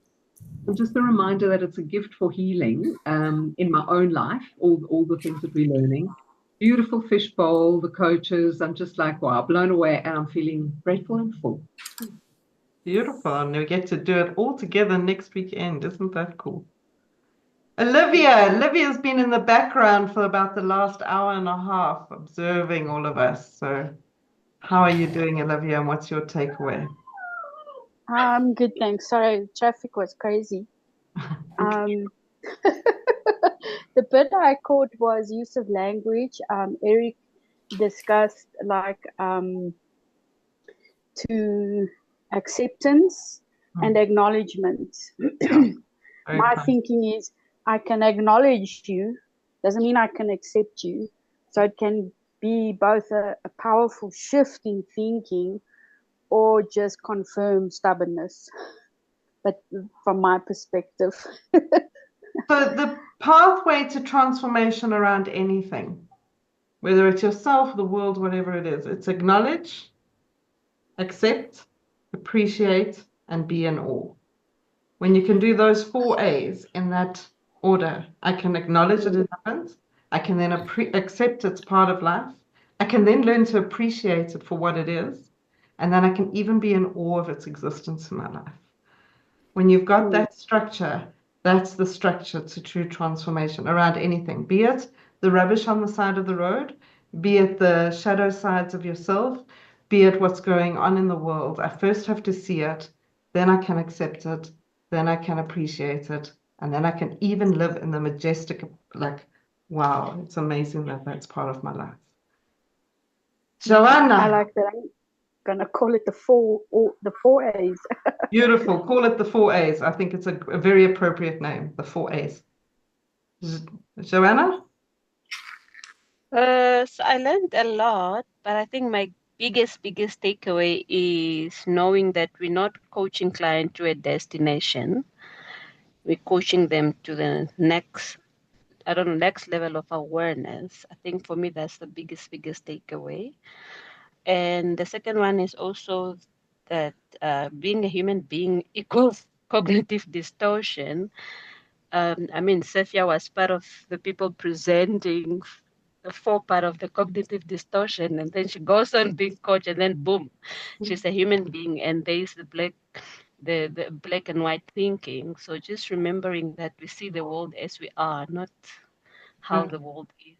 So yeah. And the goal is not to get rid of distortions, because they're just part of the human experience. They're part of serving us and protecting us and helping us figure out life. It's about awareness and about the skill and resourcefulness to know that that's how I'm seeing it right now. Who's next? Thank you. Nicolette, then Heather, then Angeline. So for me, it's what's not being spoken about and noticing the in-between space. Beautiful. Thank you for a wonderful session. Pleasure. Thank you for being here. Heather. Just to reiterate what you said, the goal is not to get rid of distortions, but to become aware of them. So that's like, yeah, that's it for me. Brilliant. Thank you. Well done for waiting till the end. Angeline. For me, it's just recognizing the cognitive distortions, being able to see it in myself and then in a client as well. Powerful. Amazing. Very, very powerful. Beautiful. Who's next? Go, Safia. Safia, then Peter Jean, then Nomatemba, then Santi. Oh. I think my takeaways are the same as Joanna's. For me, it's not the problem is not the cognitive distortion. It is clarifying the assumptions that lies behind it. And also, just to reiterate, we're not coaching to a destination. The client's awarenesses will continue long after the conversation. The conversation is just an opener. Step in the process, yeah. PJ. Yeah, I had lots and lots of learning, but the one that stands out for me is the awfulizing. So you can't challenge the person who's doing it. You can't challenge their view of the world. And that's quite a trigger for me because I tend to go into toxic positivity, and that's a little bit of a, yeah, so that was my big takeaway, but many others as well. Yeah. There's a guy who wrote Mind Power. Remind me of his name, Eric, if you can remember. John Keogh. John Keogh. And part of his strategy is take the awfulizing to its most extreme, that whatever you're awfulizing starts to become ridiculous. And that's such a profound game to play in coaching. And then what will happen? And then? And then? And at Make some it point they alone go on the side like, of the road. make it or whatever. And then we can collapse it back into resourcefulness. So not to disagree with it, to play with it.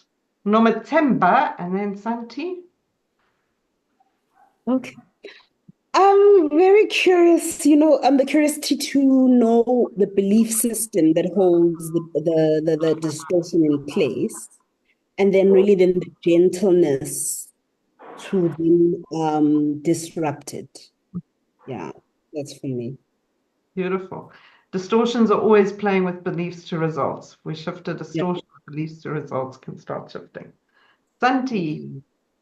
Yeah, so I realized I am over-identifying an expert in personalizing. So if anyone wants tips, call me.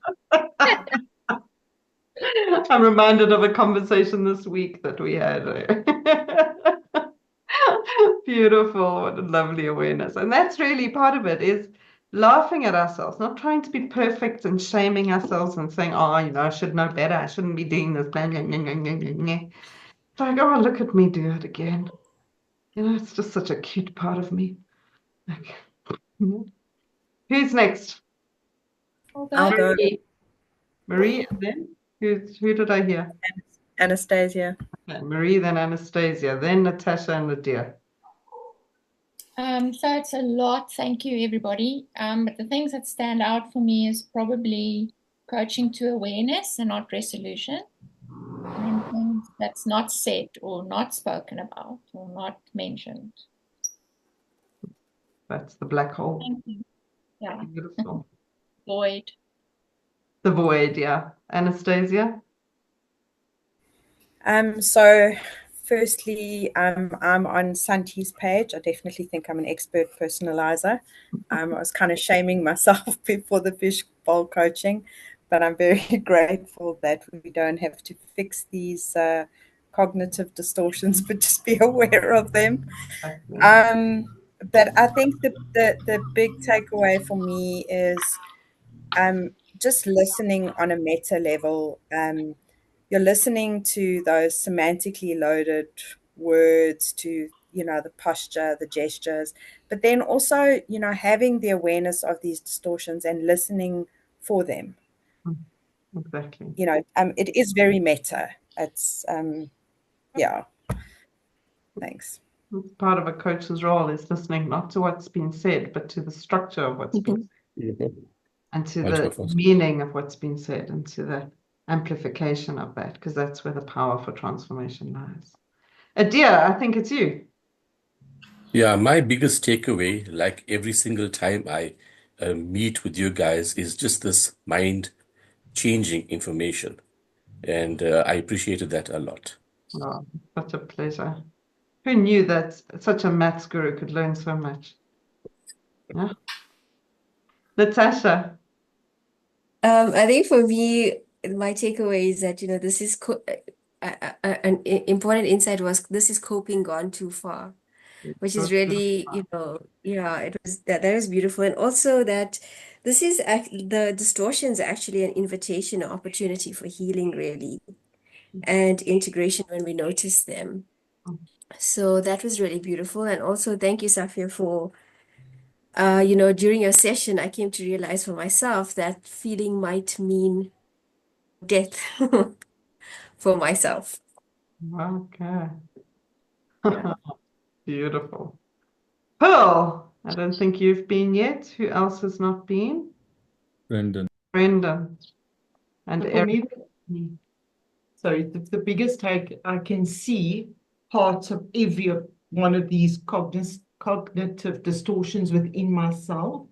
I think one of the big aha things that really, really hit me is I have often allowed other people's prophecies to impact me in my life.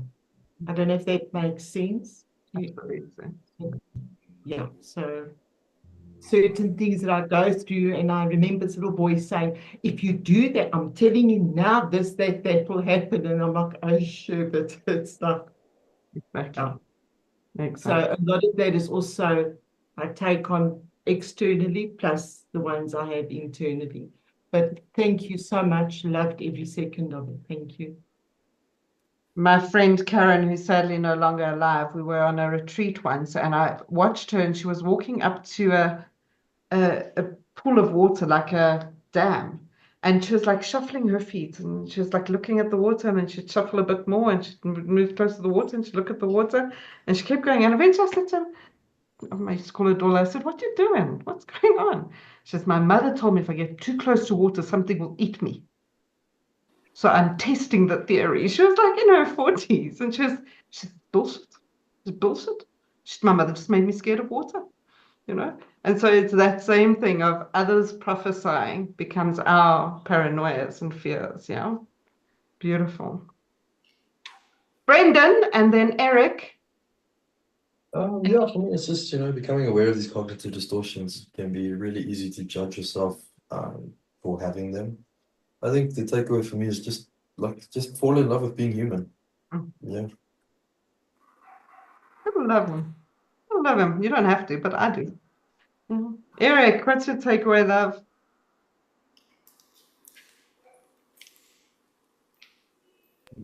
My takeaway is I need to like get better at the keyboard shortcuts for Zoom. I had a lovely time. I mean, it's so lovely being part of this community, watching excellent coaching. The bravery of Safia and the support that Safia and Brendan gave me and Taryn gave me I only had to present 4. So it was really lovely. Thank you so much. So on that note, I think really thank you, Brendan, Safia. Candace hasn't been. Eh? Candace hasn't been. Candace, are you hiding? Yes. I'm just patiently waiting. Candace Level is 1 so in good. tracking. Yes. Sorry, Brendan, I did yes. ask. So much. I really appreciate Pearl's question at the end. I've had that fear myself. What if we do harm? I just realized in that moment that that's a classic case of personalization and a control fallacy. And I appreciate your response to it as well. And yeah, I think my takeout is what I really loved is just this idea that what we are doing is gently expanding people's reality. That's what we do. So sorry we've gone slightly over time. I just want to say thank you to Brendan, Safia, and Eric for stepping into the role of sharing the distortions as well. It was wonderful for me to listen to how they were described. I think each of you brought something new and beautiful into the experience, and I know it's a brave step to step into doing it. And really, this is a beautiful community. It's wonderful to have you all here across all the years and integrating so easily and wonderfully with each other and seeing each other for who you are. And I look forward to the masterclass next Friday, where we're going to coach because you are coaches. So enjoy the evening, and I will send out the recording and you can review it in your own time. It's not working, Eric. You have to do it like this. Ha ha ha ha, I did it first. I'm the winner. Love you all. Bye. See you soon. Cheers. Bye, everybody. Bye, everyone. Cheers. Bye. Bye. Bye-bye. Goodbye. Bye. Have a good weekend, everybody. Cheers. Bye.